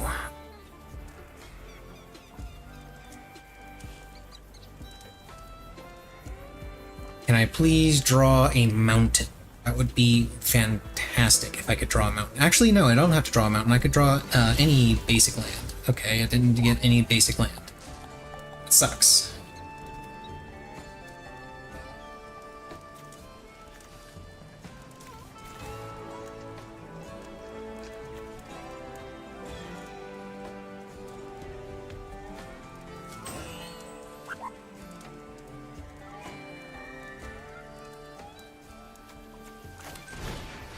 This, and then kill that.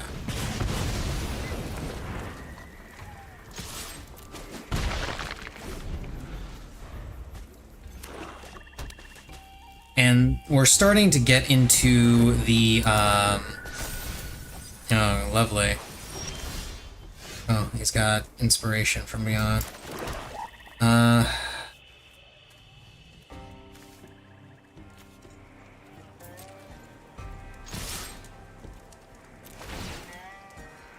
No, I don't feel like doing that. Thank you.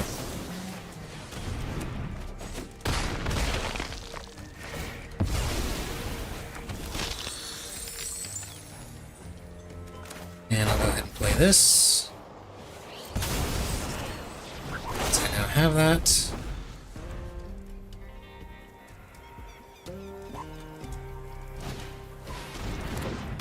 Scavenger.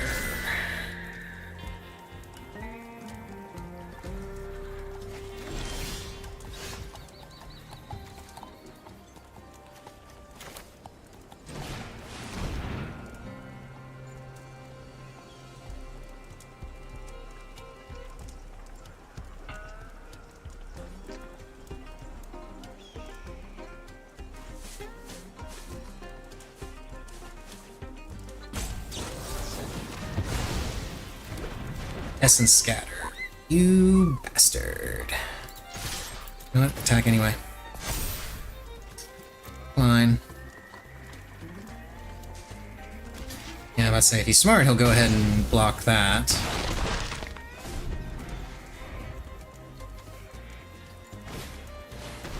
Another Dreadwing Scavenger.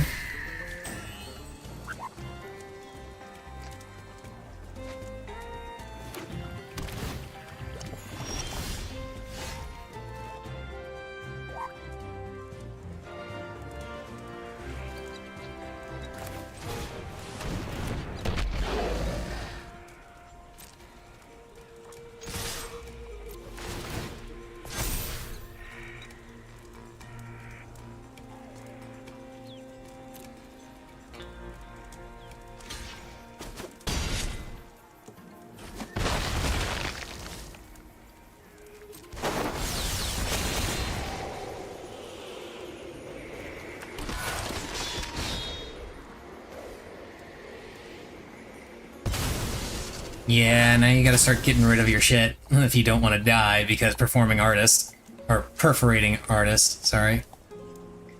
Not performing, perforating. And he concedes.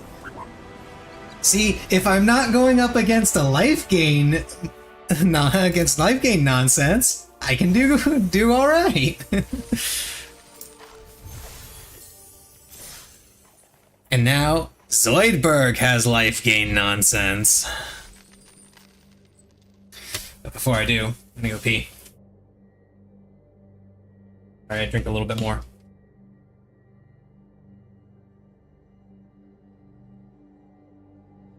Kirby?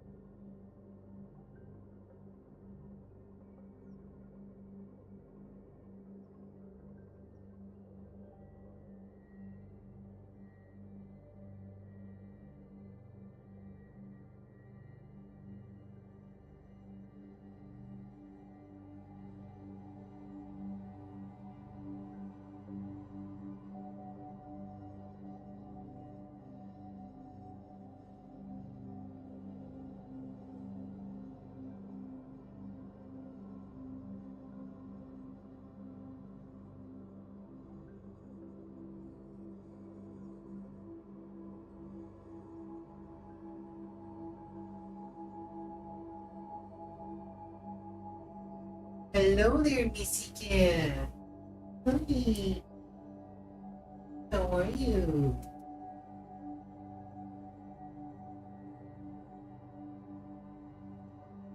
What you do?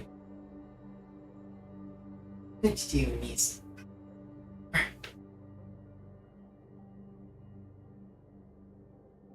Come here, Missy Cat. Come here. I'm gonna show you off to the stream. I have acquired a Missy Cat. She is adorable. Love her. Okay, you can go now, Missy. You have been observed. Yeah, basically. Basically, anytime I pick her up. She actually just wants a treat. Hang on. You know what, Missy? You were putting up with me. I'll go ahead and give you a treat.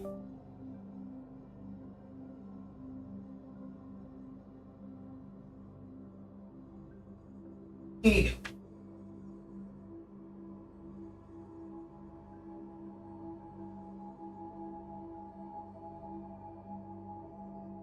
There. Missy got her treats.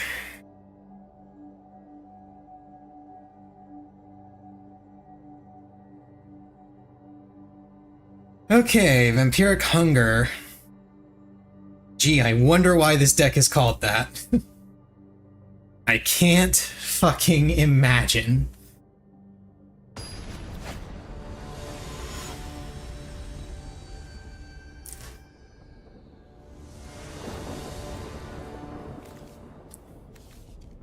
Lanes, Scarabin, Wars of Guildgate, Moment of Triumph, Inspiring Overseer.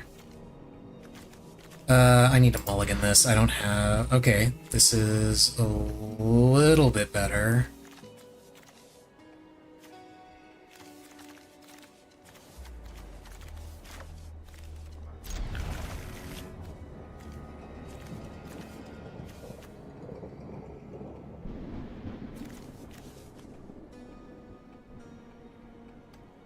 This can go back.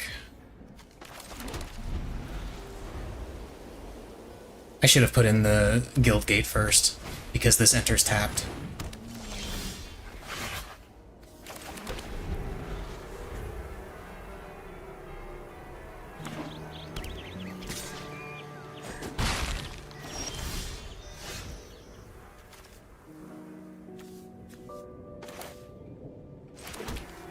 And then this.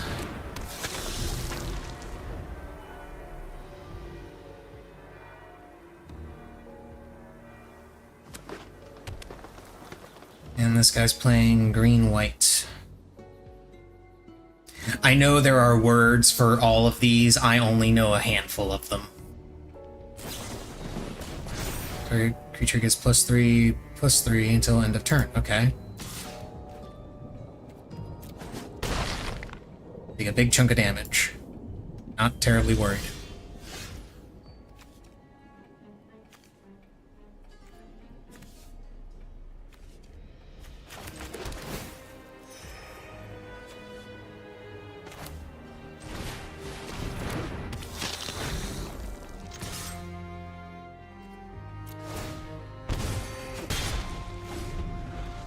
That's why I'm not terribly worried.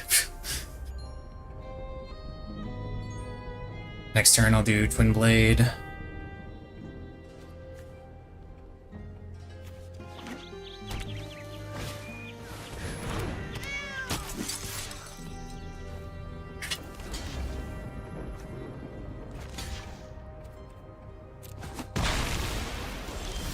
Missy, what are you doing back there?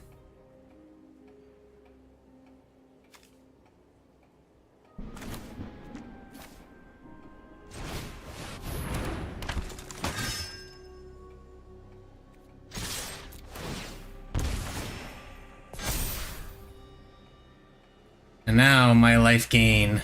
Make my monster grow!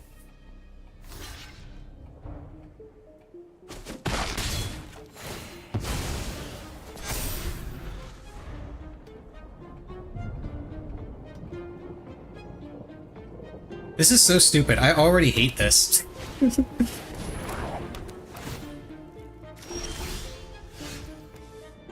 Target creature means -2/-2. Okay.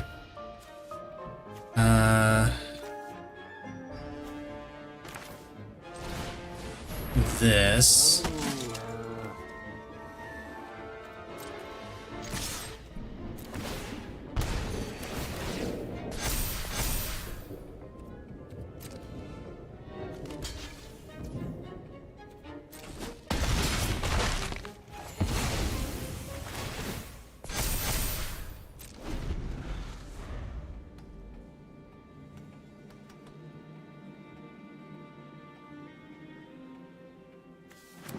And pretty soon this is gonna get double strike.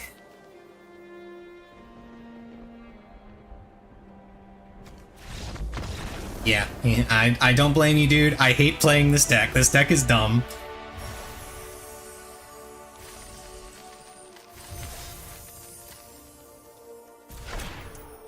Angle Span Lookout.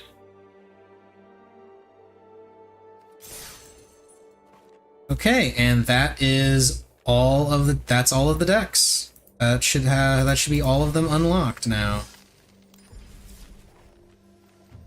And of course I have to delete all of these. Missy, you're being a brat. Stop it.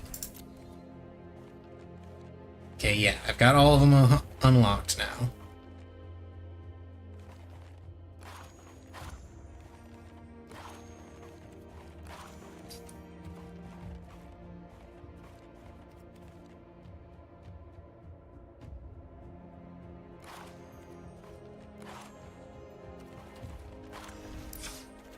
I can't craft all these because I'm missing rare or wild cards. Also missing rares here, and missing rares and mythics here, so yeah, it's just gonna be building this mono red aggro.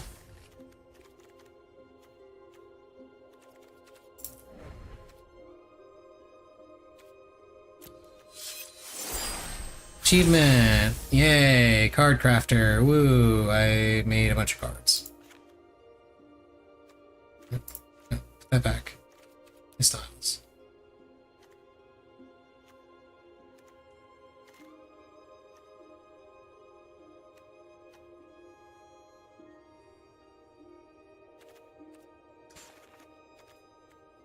Wait, can I not just apply? Yeah, there we go.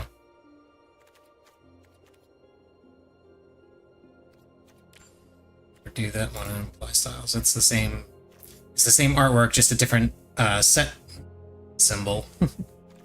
Because it's from the core set when they still did core sets. Because as I understand it, they stopped doing the core sets, which seems kind of weird to me.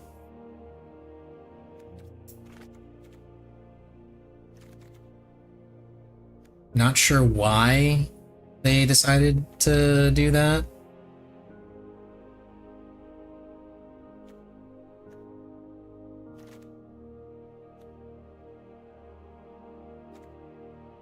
Because like that was one of the things that I really enjoyed about Magic, was the fact that they had a core set that you know, at the start of the year they would release the core set. All of those cards, you could just pick up the core set and you'd have a good bundle of cards to work with, and then you would supplement that with whatever sets they released throughout the year.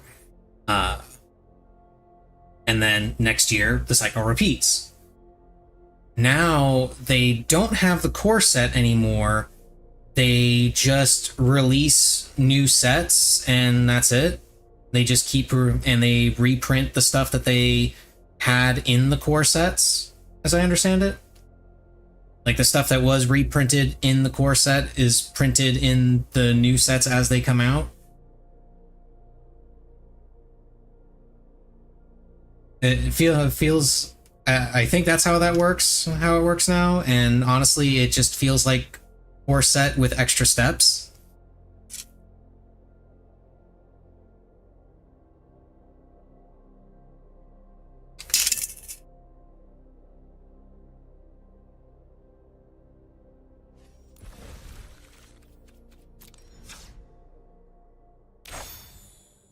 Oh, I got a thing I can claim?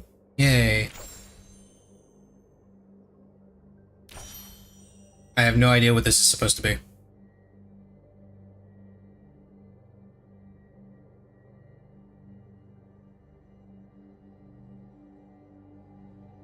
Oh, that's it? It's just art? It's not like alternate card art or anything? It's just art on this to display on this?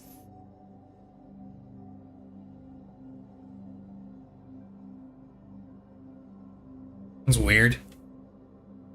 Like this, I understand. Every achievement you get gets you progress on this, and then you unlock different things based on your progress. Like that makes sense, and this is really cool. I like this. I think this is a neat thing, and I think this is something that Master Duel could learn from. Other things Master Duel could learn from, allow us to see cards that we know are in our opponent's hand and or on the field. Like when someone gets a there are some, how do I put this?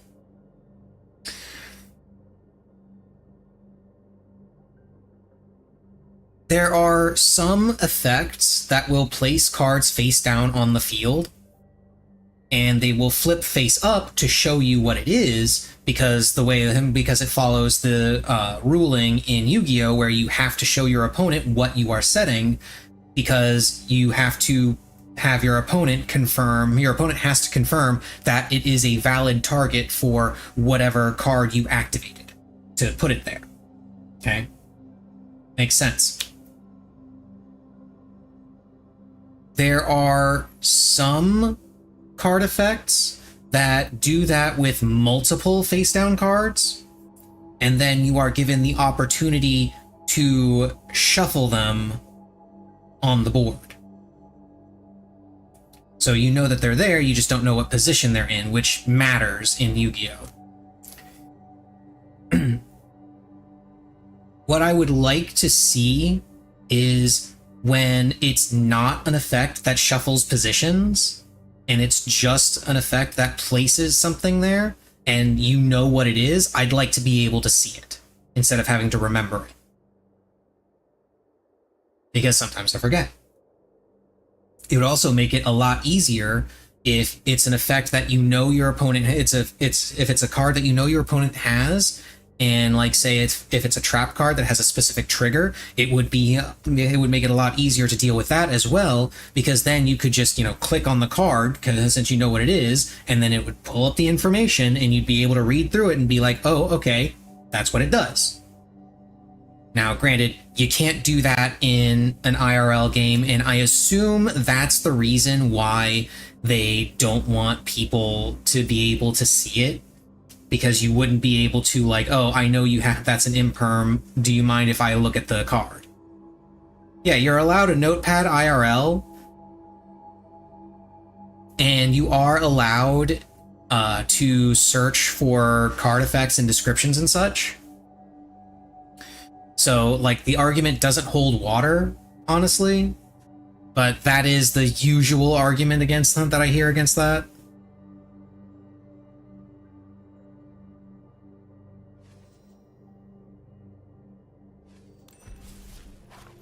I feel like a lot of people mostly just argue against it because it's something that Magic does. And they're a little like, no, this is Yu-Gi-Oh! This isn't Magic. Get out of here with that shit. Stop trying to make our game into Magic. Like, dude, it has nothing to do with the games themselves. It's a quality of life. Because I can still check the card that they place face down. I can do that with the current UI that Master Duel has. But in order to do that, I have to go into the playback record, because you can scroll through and see a complete record of every single card that was activated in order and all the effects that were resolved.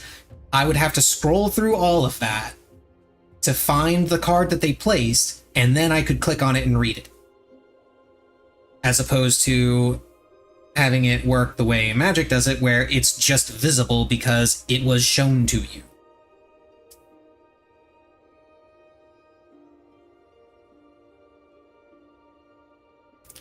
But that has nothing to do with the difference between Magic and Yu-Gi-Oh! The card games themselves. That's just Arena versus Master Duel.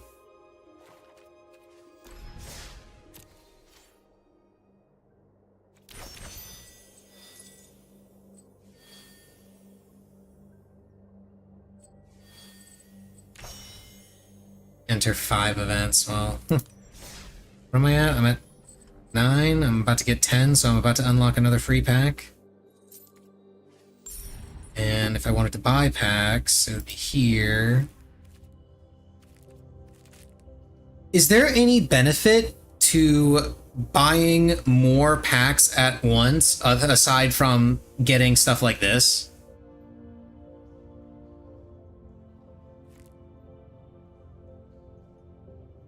Just that?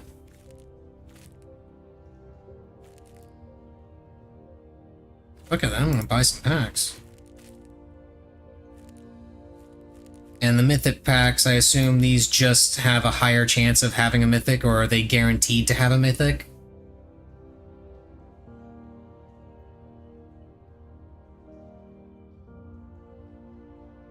Mythic packs have a guaranteed mythic if you're... Okay, okay. Yeah, this is something that Master Duel does differently, and I honestly prefer the way Master Duel does it, because Master Duel has it where, well, I prefer certain aspects of it.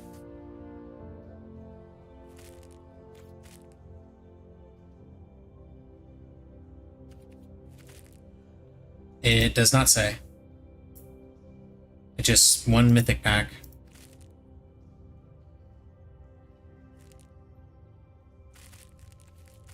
Hang on. Details, more pack information. Here we go. Arena booster packs. Contain 8 cards, 5 commons, 2 uncommons, 1 mythic or rare. Rares may upgrade it to a mythic rare at a rate of 9.4. Each mythic booster always has a mythic rare in the rare slot unless it's replaced with a rare wild card.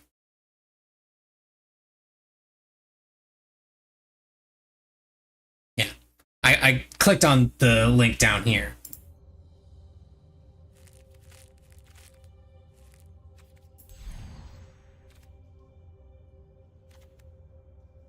Oh, you can only buy these with gems.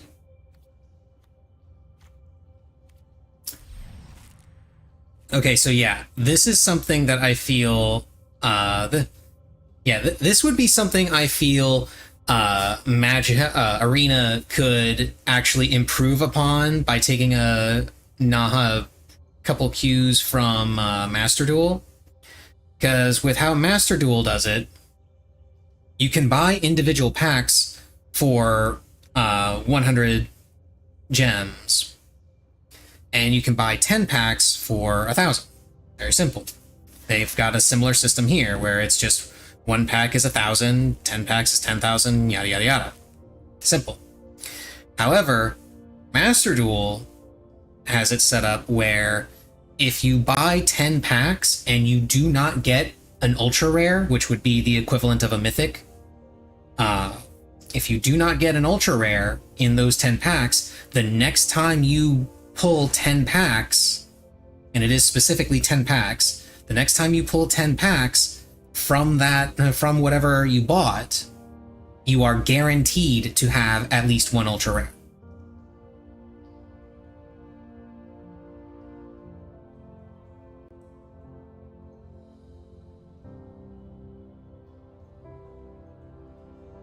Now, they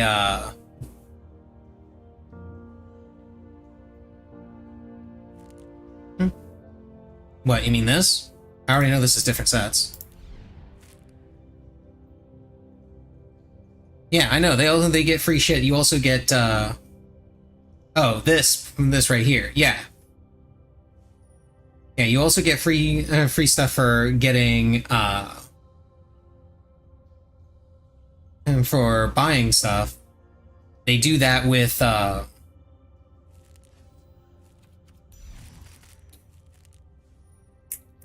what else? They do that with the secret packs as well in Master Duel. When you craft a card that's in a secret pack. Yeah, I know. This I know about. This I know about.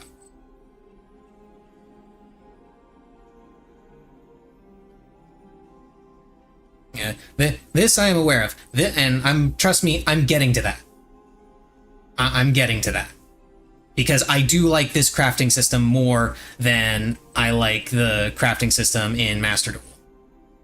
Like, I like the fact that the crafting system is very simple, where it's always 3 to 1. But this is definitely better in general. But anyway, here, Master Duel will also give you a bunch of free stuff with the secret packs. The catch there, unfortunately, is that you have to craft a card from the secret pack in order to get a free pull from the secret pack.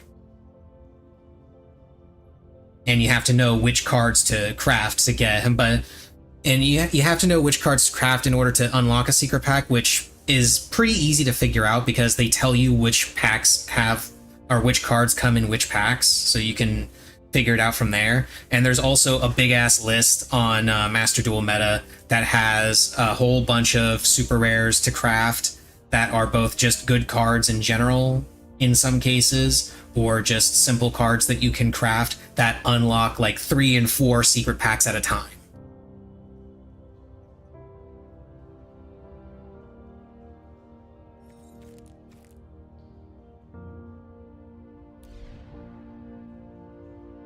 However, Master Duel also has, also just does their card releases differently in general, because card releases in Arena, I don't know if they time the releases on the digital differently than they do in the physical. I assume the digital ones come out a little bit later than the ones in the physical.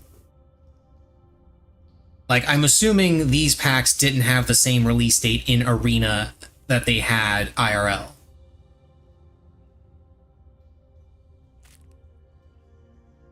Ditto for Edge of Eternities.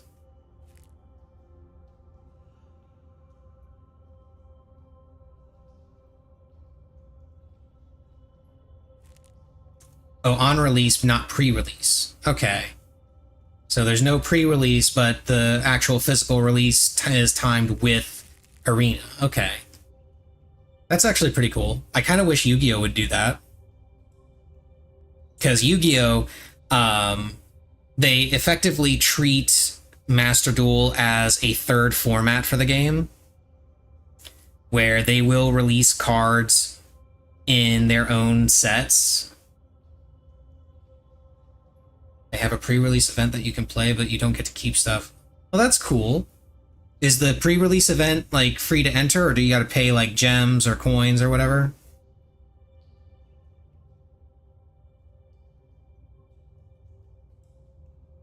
Pay gems, coins? Okay, that's kind of lame. Oh, you do get packs, you just don't get to keep the stuff that you get from the event itself. Okay. That's better then. That's better then. I was about to be a little annoyed by that. It's like, what the fuck? You want me to pay to enter this pre-release, and then you're not gonna give me shit? What the fuck? I'll just wait a couple weeks and spend the coins on the packs when they come out. What the hell? But yeah, the cards, as I understand it, the cards that are in these packs are exactly the same as they are in the physical. Master Duel, they release cards at different times in different packs, and then they make secret packs that are combined with in certain ways for specific archetypes. As for instance, Malice and Ryzeal are the two big archetypes in Yu-Gi-Oh! Right now, in the TCG and OCG, they both came out in the same set. Master Duel, they were released a month apart. Which is not terrible, but does make some things a little, or some releases a little awkward. Like, as an example, Malice came out earlier, so everybody was just hard countering Malice with their hand choices and hand traps, so Malice did really poorly on the ladder because everyone was running counters. Well, now Ryzeal is out, so now fewer people are running counters to Malice. Or they're running fewer counters to Malice, I guess I should say. Because now they also have to contend with Ryzeal. And then there were moments where Crystron, the new Crystron cards came out before Malice or Ryzeal, even though those also came out in the same set that Malice and Ryzeal were part of. So when in the TCG, Crystron wasn't really used all that much. There were a couple of people that used it, but it wasn't really popular. Whereas in Master Duel, a lot of people were using Crystron because there was no Malice or Ryzeal to really stop people from playing it and having fun with it. So for a while, Crystron was really popular and really strong.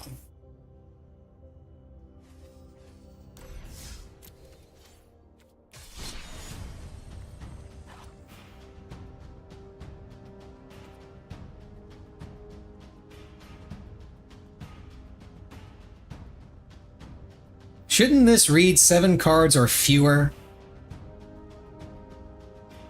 Weird Al would be very upset about this.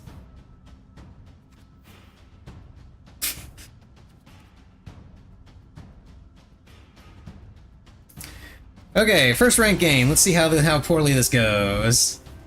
With a deck I've never played before, but it's mono red, so it can't be that hard, right? I've yapped enough about the differences between... Oh, Stola. I've yapped enough about the differences between Master Duel and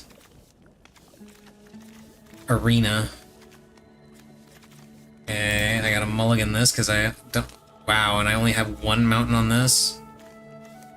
Oh, damn. Okay, there we go. And now I gotta ditch 2. Ditch the Lightning Strike and the Screaming Nemesis, I guess. I don't want to get rid... Well... I'll ditch them out. I'm gonna take... That's a kind of a risky play, but...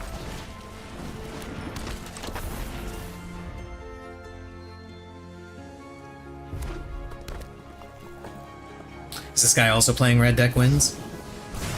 He is playing Red Deck Wins! Look at that!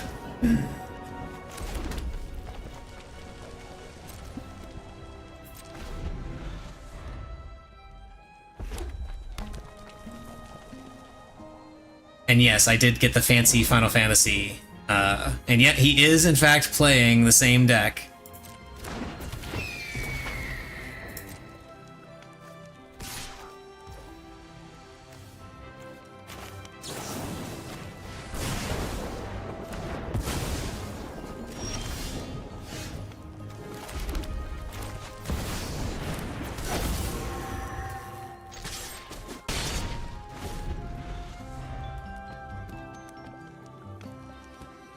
Yeah, that means it's mono red.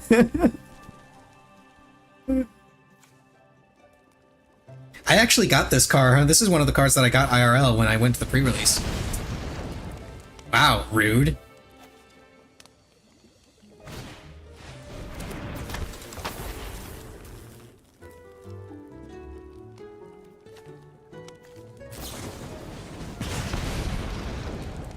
Also rude.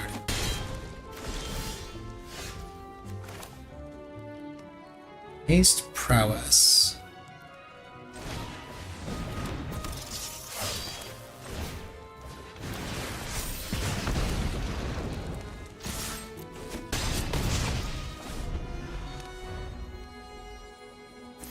Play card, go face.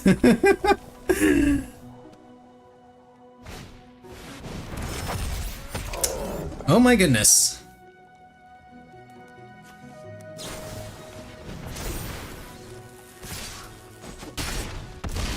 That is actually terrifying.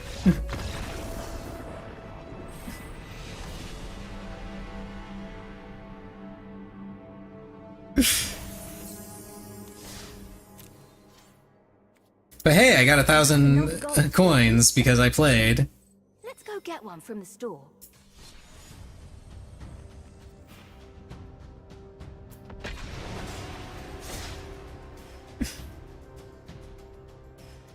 Wait, what? Oh, I wasn't paying attention to the sprite. This way.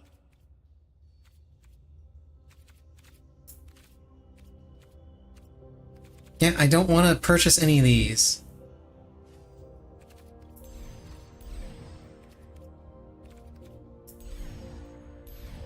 There they are. One booster pack, please.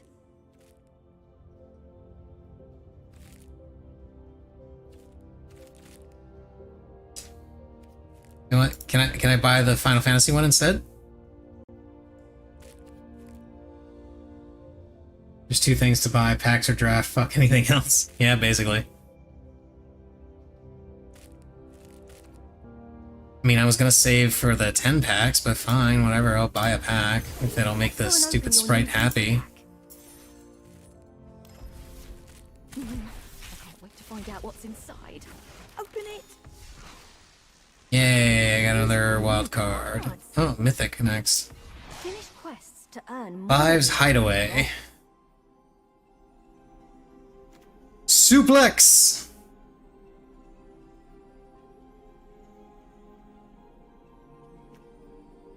I can suplex the train. Black Mage's Rod. Ooh, got the Cloud of Darkness too. Yeah, suplex is actually really good.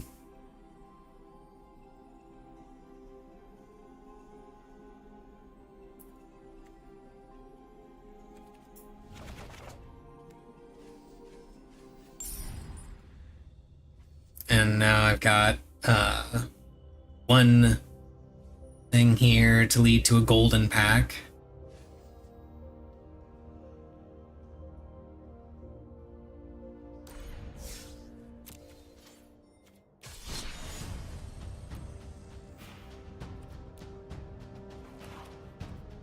Okay.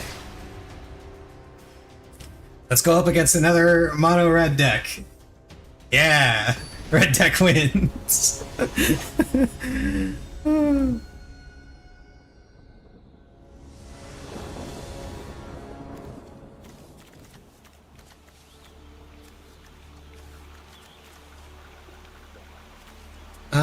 I can work with this.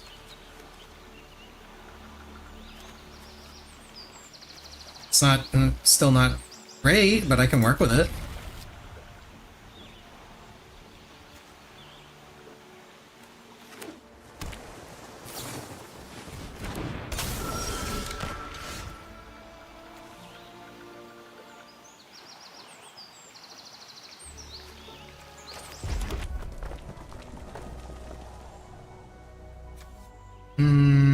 No, I'll hang on to Burst Lightning.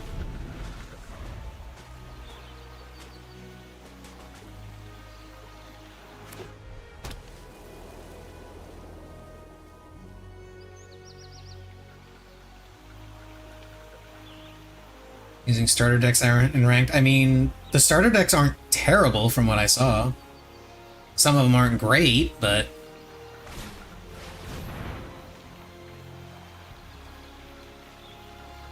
Okay. He's gonna ping me. I'm gonna get rid of that before... Actually, just gonna go ahead and kill that because I don't want him... I don't want that thing getting big.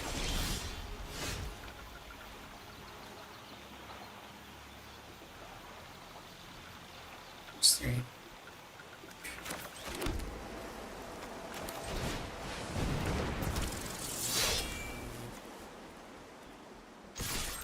Boop.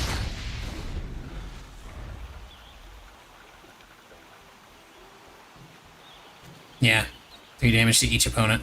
For 1.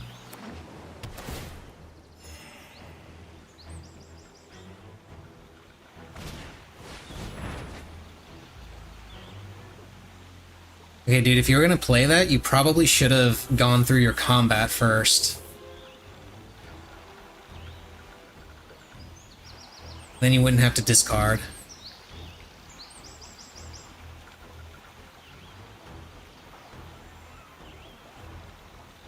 Especially, like, the advantage to using that before combat is that you might draw something that you can immediately use, but you tapped yourself by casting it, so there was no reason to do that.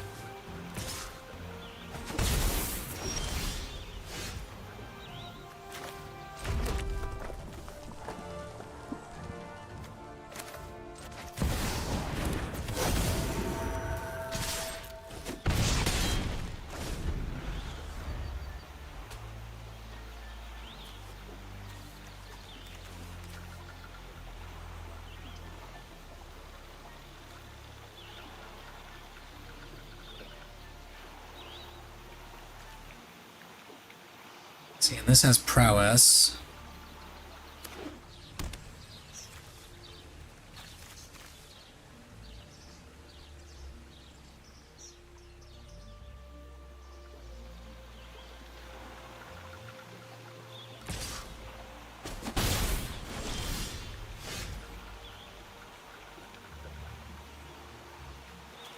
Another screaming nemesis.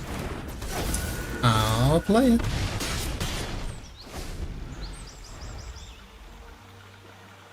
And now I just have game next turn, unless he gains life. Which he may. He is playing white.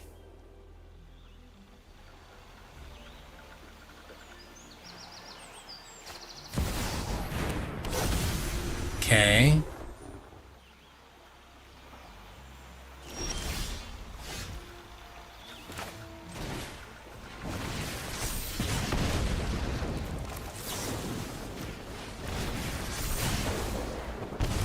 Boop.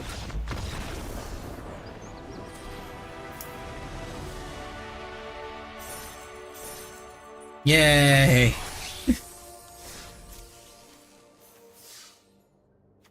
Acquired rare wild card. I have to follow the sprite now. Yes, I'm aware. X can also just contain wild cards themselves. Yeah, I'm aware. Next, craft a new card.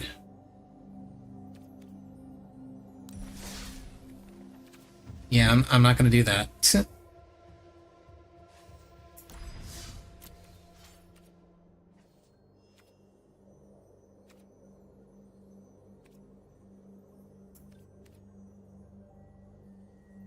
Oh my god, Spark.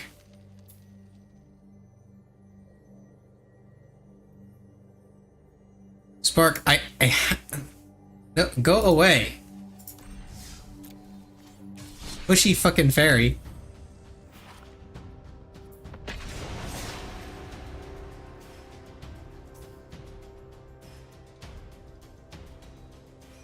Tell it my full name? Okay, my full name is Richard Fitzwell.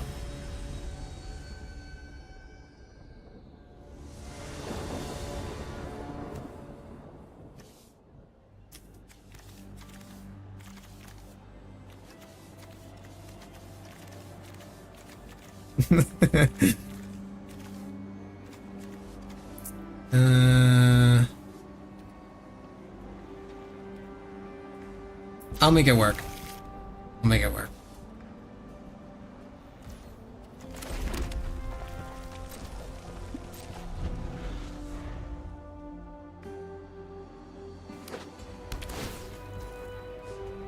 Okay.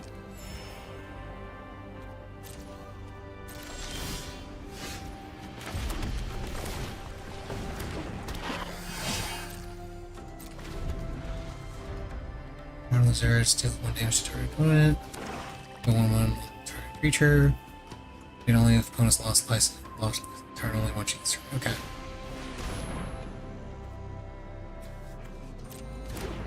Okay. I'm going to go ahead and kill that. Because fuck you and your life gain bullshit.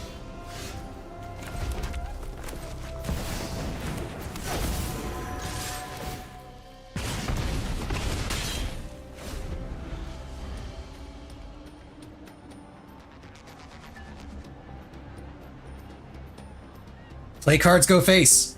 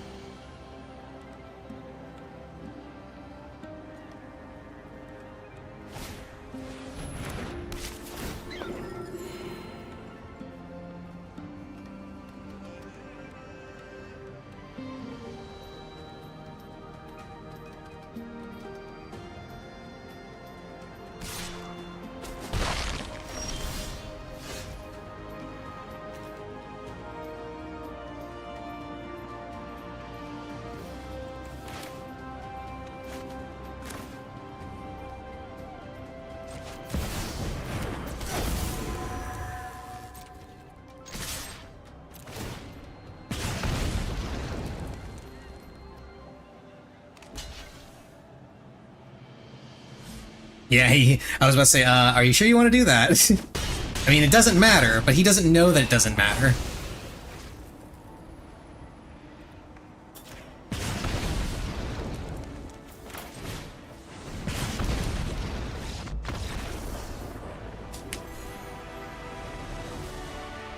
Red deck wins! Oh god, this deck is so stupid. Yay, get another card. Battlesong Berserker.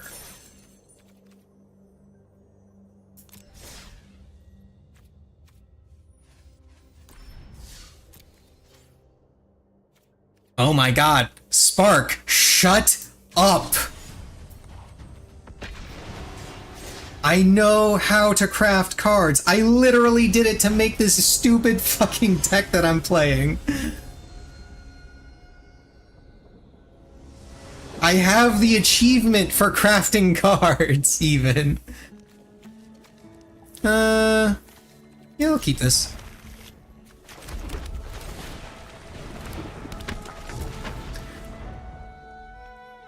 I wonder how many people I'm making angry with Nerd Rage by using the blue character and playing mono red.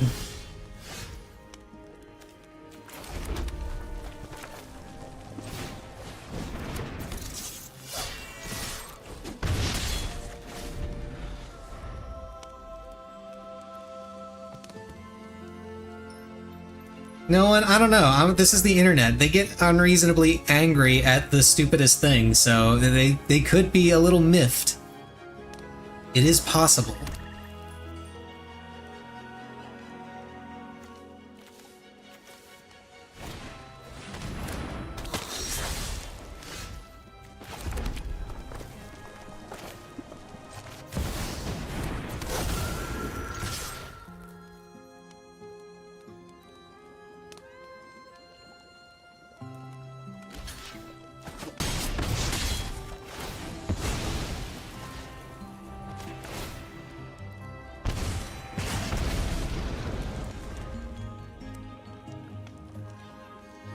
Altard Mythic land in your pack for going 3/3. Nice.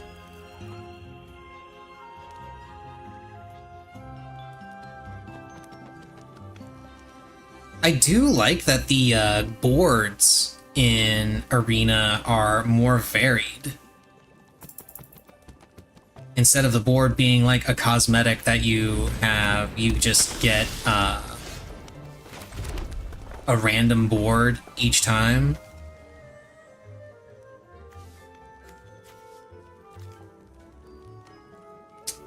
I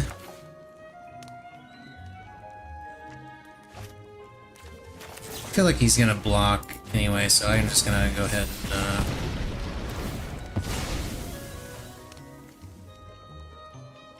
yeah, go ahead. Boop, boop, boop.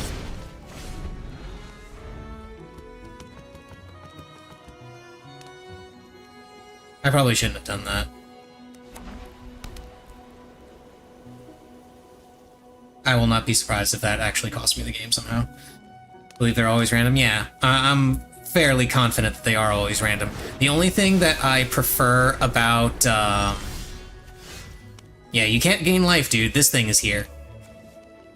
Yep, and he concedes.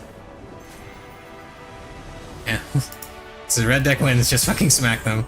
Yay, I ranked up! This is my shocked face.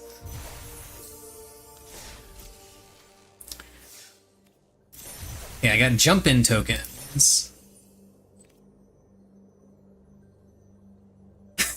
Good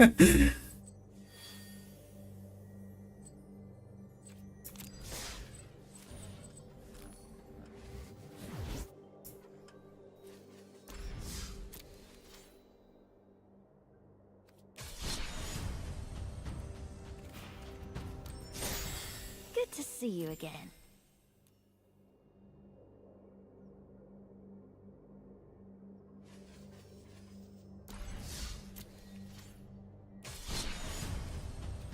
Yeah, be events, and then jump in is right here.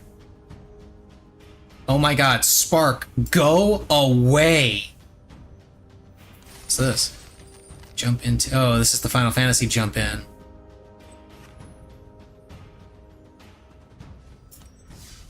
It's Final Fantasy jump in, and this is just regular jump in?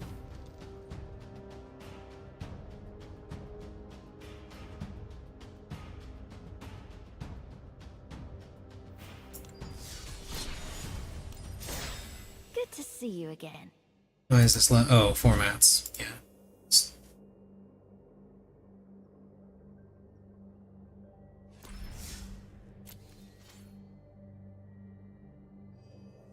Alright,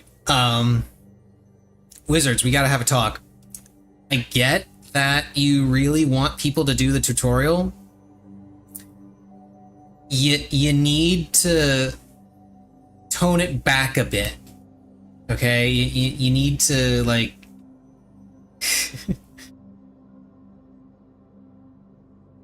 you need to tone it back a bit. You need to calm down.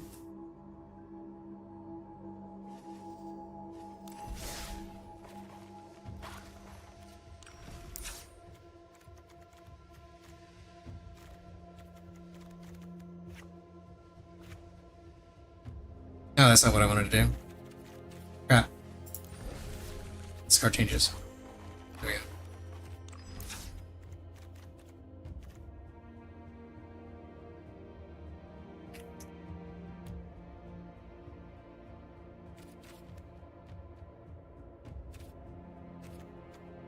Do I have to...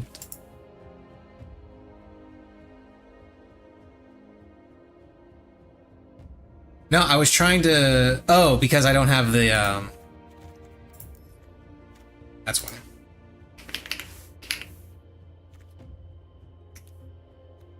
There it is.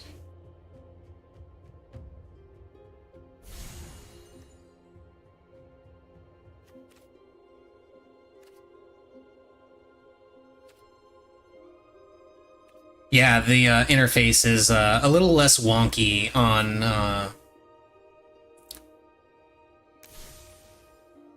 Master Duel. There isn't a thing you have to toggle. It's literally you just click on the card and then the information of the card just pops up on the one side, and right at the bottom is just craft or dismantle. And that's another thing that that's one of the things I wanted to mention about I'm not crazy about for Arena. You can dismantle cards in Master Duel to craft the cards that you want. You can't do that here, apparently.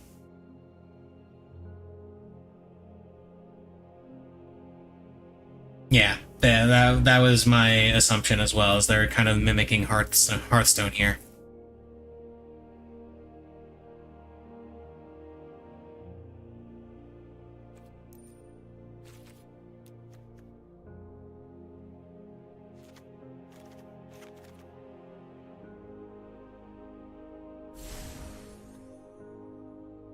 Yeah, I can right-click to do the craft, but I can't, like, dismantle.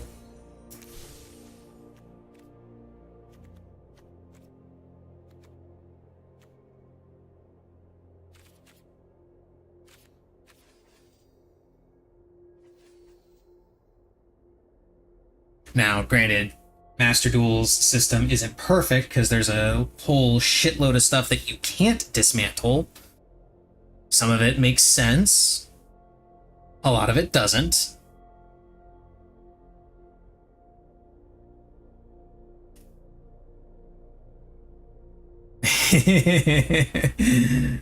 I am not giving my name to the Fae. Also, why does this say resume starter deck duel? Like, I finished that event. I finished that event and I already unlocked everything. Like, it's not... It was doing the same thing with, Oh, it's a bug? They confirmed that this is a bug that's been in here for years and they've just never fixed it?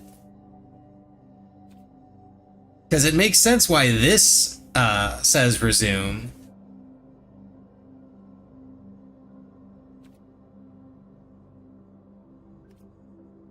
Yeah, but, like, looking at this makes me think there's something else in there to, like, still do. That's my problem with it.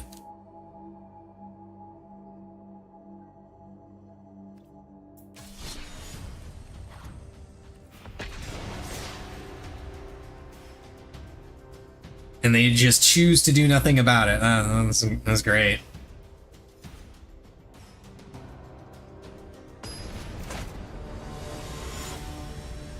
I keep picking this up and it's empty, and I keep thinking to go and refill it, but I'm always getting into a game when I do that.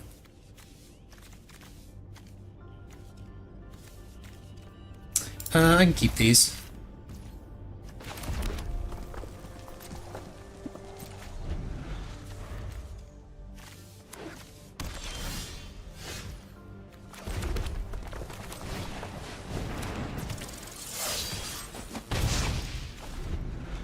Rabinaster!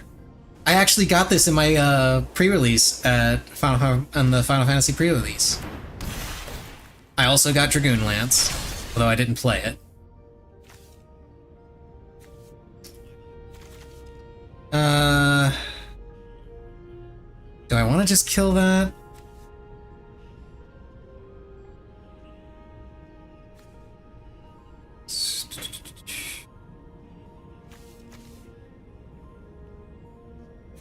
You know what? Yeah, I kind of do.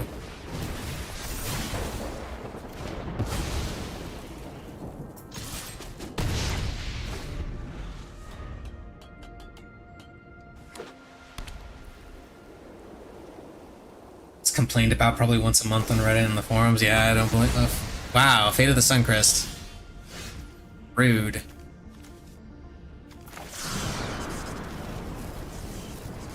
I'm just gonna play it. Can I please get a land? This is getting into one of the things that I'm not a huge fan of in Magic versus Yu-Gi-Oh! The fact that I can't actually play anything in my hand because I don't have the resources. Like, the resource system is cool. I do like it. Yes! Screaming Nemesis. Let's go.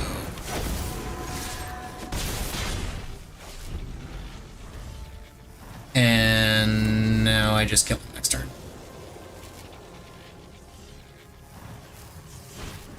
I draw, like, any land.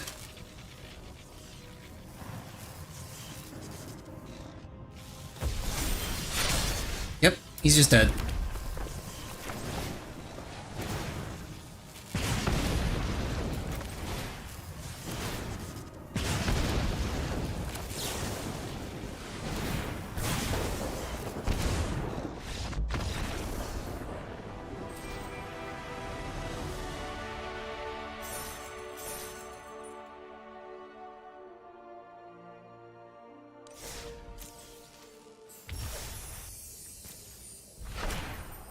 Curious Inquiry. Enchanted creature gets 1/1, has whenever this creature deals combat damage to a player, investigate. Investigate. Create a colorless clue artifact token with 2, sacrifice this artifact, draw a card. Oh, that's neat. And yeah, I have a love-hate relationship with the resource system in Magic. I love it because I feel like it does add a little bit of extra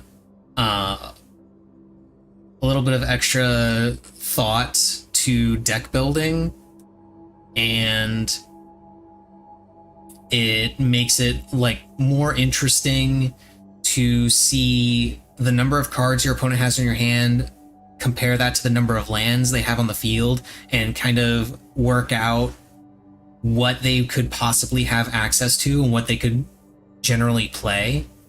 I really like that aspect of it. It's really cool. I do not like the fact that you can end up drawing nothing but lands or drawing no lands at all and just be unable to do it's another thing you can brick on, and I tend to prefer not bricking. I like fewer bricks, which was kind of like why I enjoyed that's kind of why I enjoyed Hearthstone as much as I did back before they leaned a little too heavily into the RNG bullshit, and it got really stupid. Because it had the same resource system, but you just got an extra resource every turn. And I'm just going to go ahead and do this real quick. Boop. But yeah, you got more resources every turn, and there were also class mechanics that still allowed you to ramp or allowed you to burn resources that you didn't immediately have. Overhead Shaman was one of my favorite classes to play, and Overload was a really cool mechanic.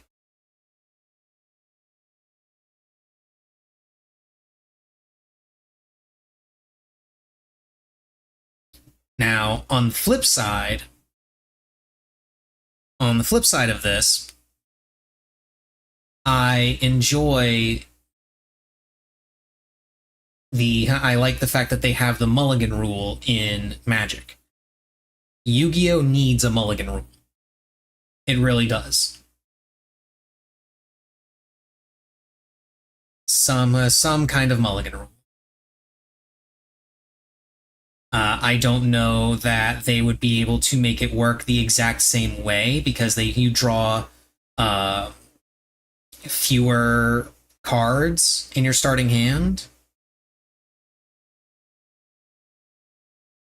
They might have to like rework it a little bit, but some kind of mulligan rule would be really nice.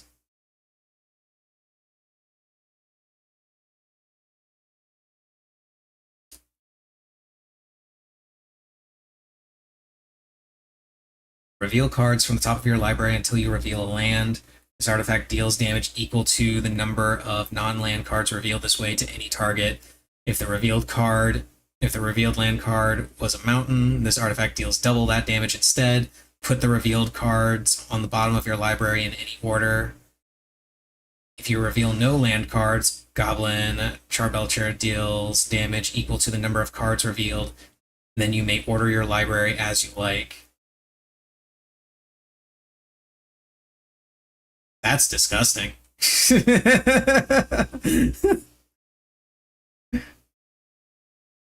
That's just rude. Rude and inconsiderate. Doesn't work like... Well, yeah, most things that are like that won't work 90% of the time. There's a lot of things. There's things like that in Yu-Gi-Oh too. Fucking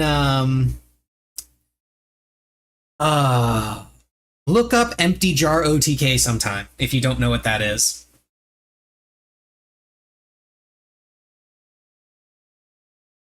It is an equally stupid deck. It is very funny. And also just doesn't work 90% of the time. I'm pretty sure it was called. It used to be called Empty Jar, but it was. I forget the exact details of it, but it was effectively just a bunch of the Morphing Jar cards, and they all had. You just set it up in such a way that all of their effects would constantly be going off. Your opponent would be constantly milling through their deck, and it would just deck them out, and there'd be nothing they could actually do about it. Because you were constantly flipping Morphing Jar face up and face down again. Or something along those lines. It's a really silly deck. I don't remember the specifics on it. I just know that that's what it was.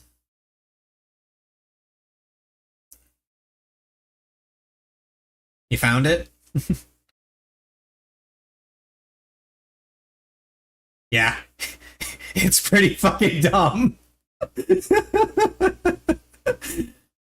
Yeah, there it is. It's the book of Moon, Book of Eclipse and shit. You're just constantly flipping them up and down and milling through their deck. It is very silly. Everyone hated it, and there was always at least one person playing it at any given moment because somebody always wanted to see it work.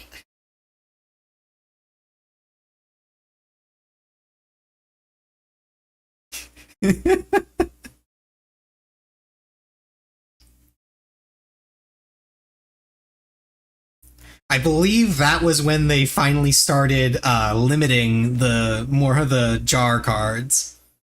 Some of them I think actually got banned outright.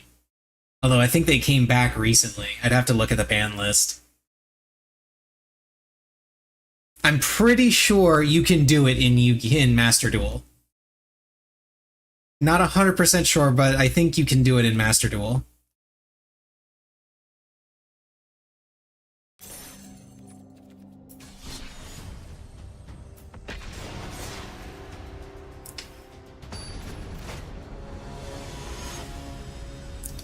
So yeah, I'd like it if there were a resource system of some kind in Yu-Gi-Oh! Beyond just, the cards in your hand.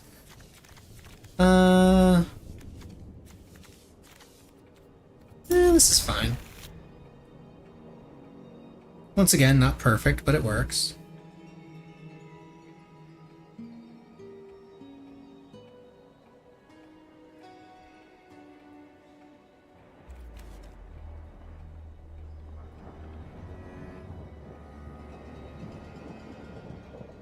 Yeah, I would just prefer 3 purely because of Screaming Nemesis in my hand.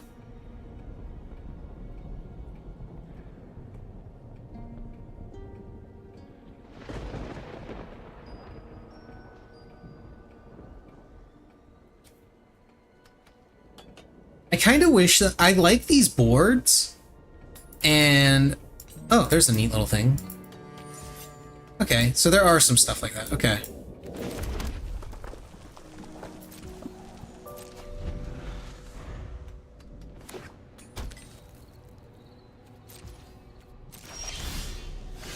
Yay, another mountain.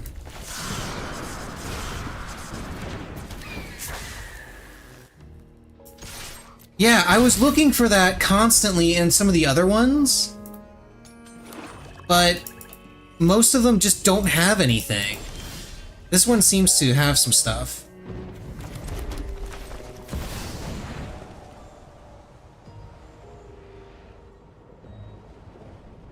I was trying to because I knew Hearthstone did it all the time with all their shit, and the boards on Master Duel also have different things that you can do.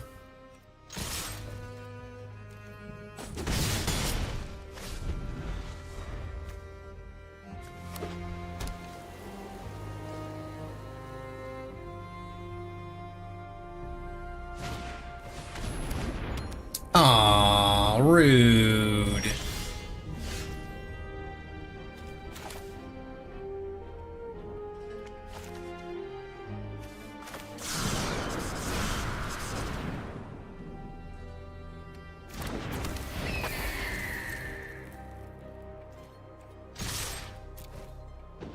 Boop boop.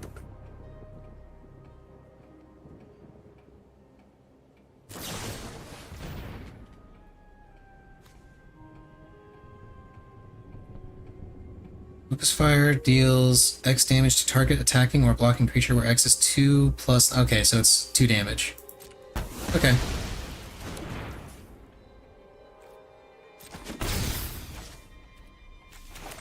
I'll play this. It taps me out, but eh. I get the feeling he's kind of bricked. Rufus Shinra.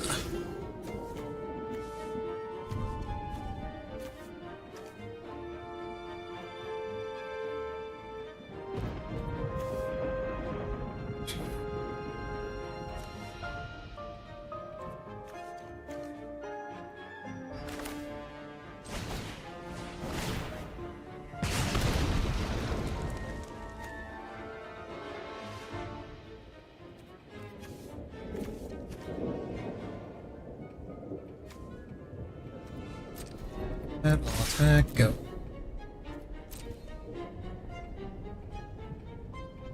Yeah, do it. Block. Can't block that one. You can block that one, though. Yeah.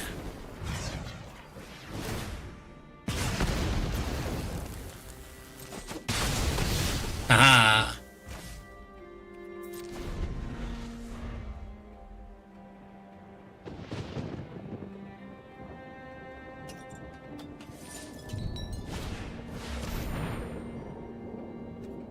Okay.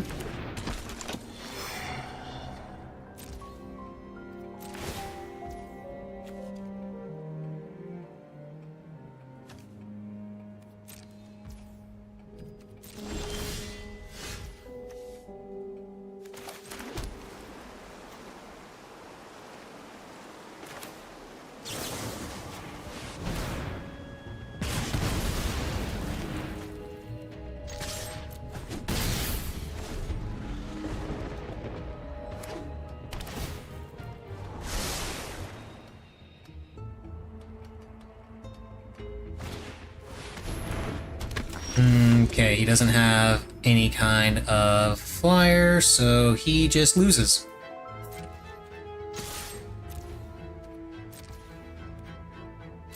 Boop. Boop. I gave him a little bit of hope by waiting until after. Yay, I ranked up again. Because red deck wins! This deck is incredibly silly. Ooh, Foundation's back. Ooh, piece of candy. Good to see you again. Profile, seasons and ranks.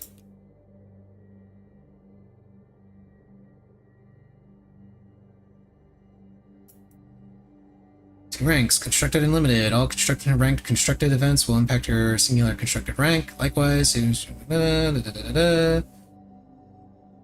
constructed formats where you bring your own deck, such as Standard, Alchemy, Pioneer, Historic. Limited formats where you build your deck during the event, such as Draft, Sealed, Premier Draft, Quick Draft, and Sealed.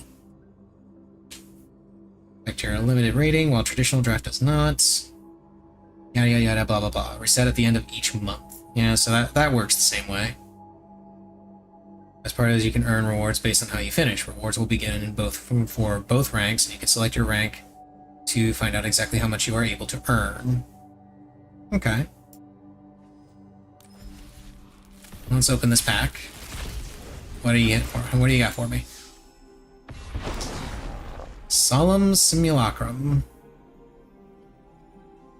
When this creature enters, you may search your library for a basic land card, put that card in the battlefield, tap, then shuffle. If the creature dies, you may draw a card. Okay. It's a pretty cool card.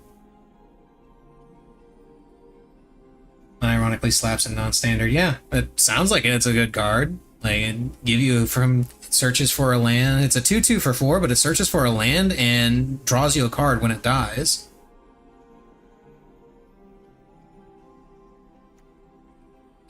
Uncommon wild card.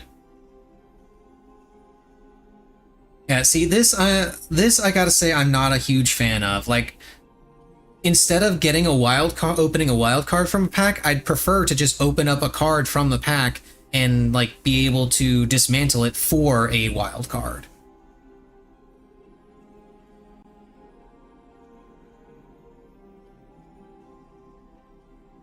Yeah.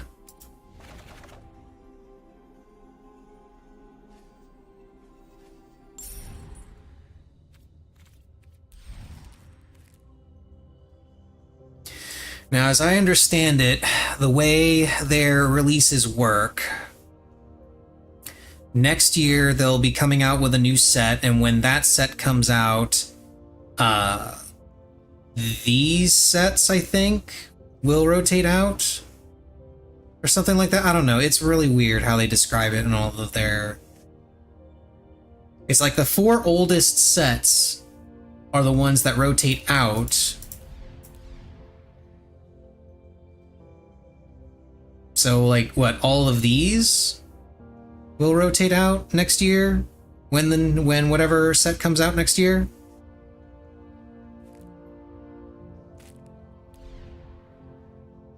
But then we've got this Foundation set here.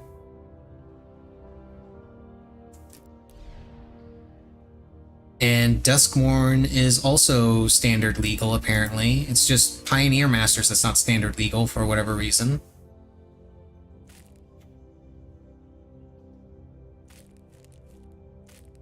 Foundations is like the core set? Okay.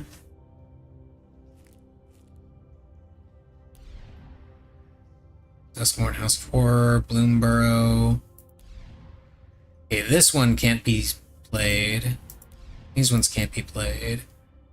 And then there are more sets here. Whole bunch of sets. All the sets. Kaldesh, Amonkhet. Now, some of these I remember seeing on store shelves. Innistrad.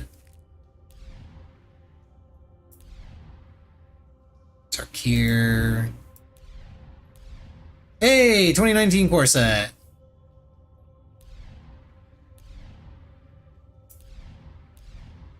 '20 core set. 2021 core set. Yeah, seriously, they should bring back the core sets. The core sets were pretty cool.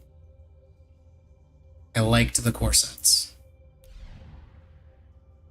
Yeah, there's the Lord of the Rings set. I do like that they, I do like that the packs that they have mimic the real world packs, because then if you just know the card list for the real world packs, you can, you know exactly which ones you can be pulling for. Even reading the new rotation rules and you don't fucking... Yeah, it's fucking weird, right?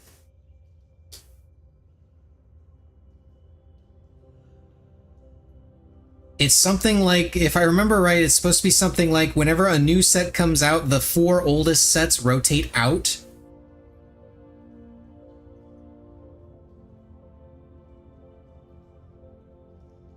They wanted to remove blocks. Yeah, sets from the previous year of Magic. So it's like when 2026 rolls around and the new set comes out for 2026, then all of these are going to rotate out.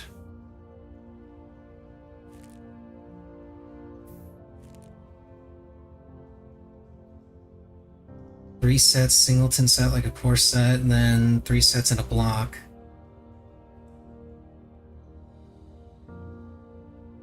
Two blocks in the most recent core set were standard. Have 7 sets at a time. Okay. I can see why so they're reducing the number of sets. Effectively. Oh, increasing. 7 to 12. Oh, okay.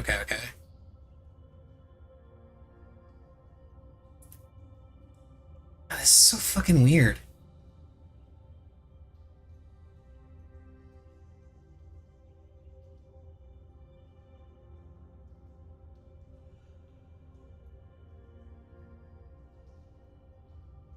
more 3 thematically linked sets at a time, so it's just the... Yeah,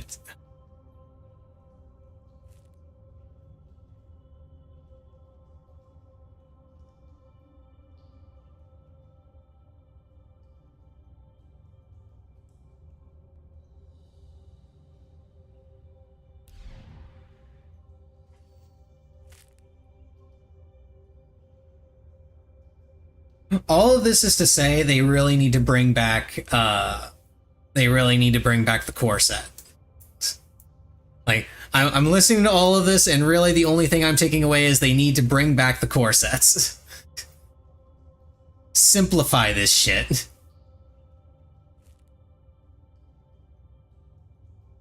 Yeah, it's from what you're telling me, it sounded like this was supposed to be a replacement for the core set, kinda. But, like, just have a core set. I will say, though, the rotating sets in general was another thing that I liked about Magic over Yu-Gi-Oh! I did enjoy the idea of, you know, like older cards rotating out of the format and newer cards rotating in.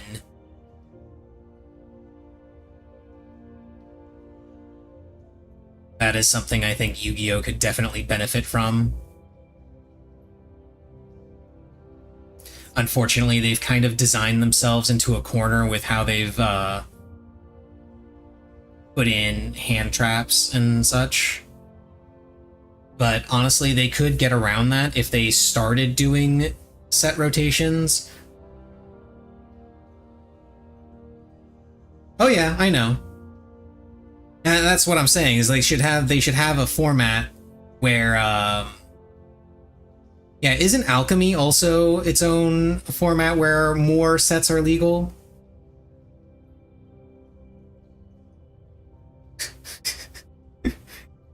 having some fun there, having some fun with the typing. And yeah, I know you've got the let's see, it's a fine match.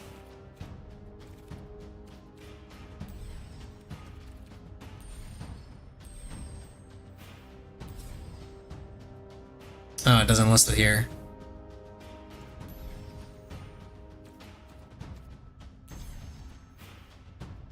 I guess it's locked for me? It's probably locked for me. Oh, I have to get out of Spark rank in order to unlock it? Okay.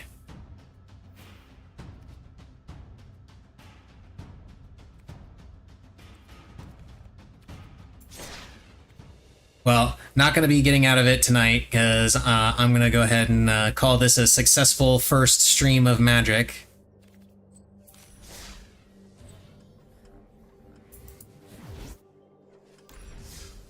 Got all the starter decks unlocked. Got mastered mono red. Yeah, I wouldn't say mastered. Mastered is not the word I would use for it. I have about as much love for mono red as I do for Tenpai.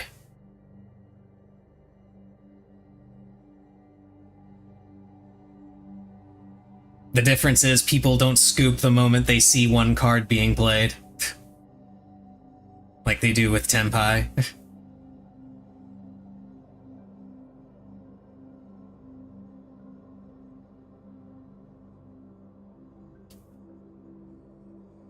Need so many wild cards. Yeah, welcome to digital card games. Yeah, my plan is to play with this until I get enough gold and enough packs to build this thing. And go with the mid-range.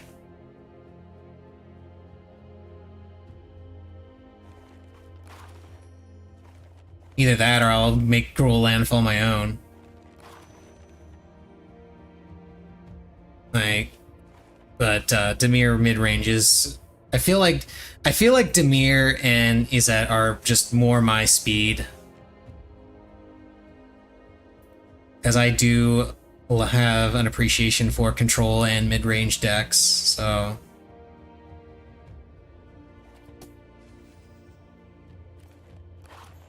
I'll be playing this until I can make this. But anyway, that is all for tonight. Tomorrow, not sure what I'm going to play. Might be Master Duel, might be this, might be Final Fantasy. I don't know. We'll see. We'll see what I feel like playing. Might be something completely unrelated. Who knows? But either way, I'm going to hop out. See you guys tomorrow.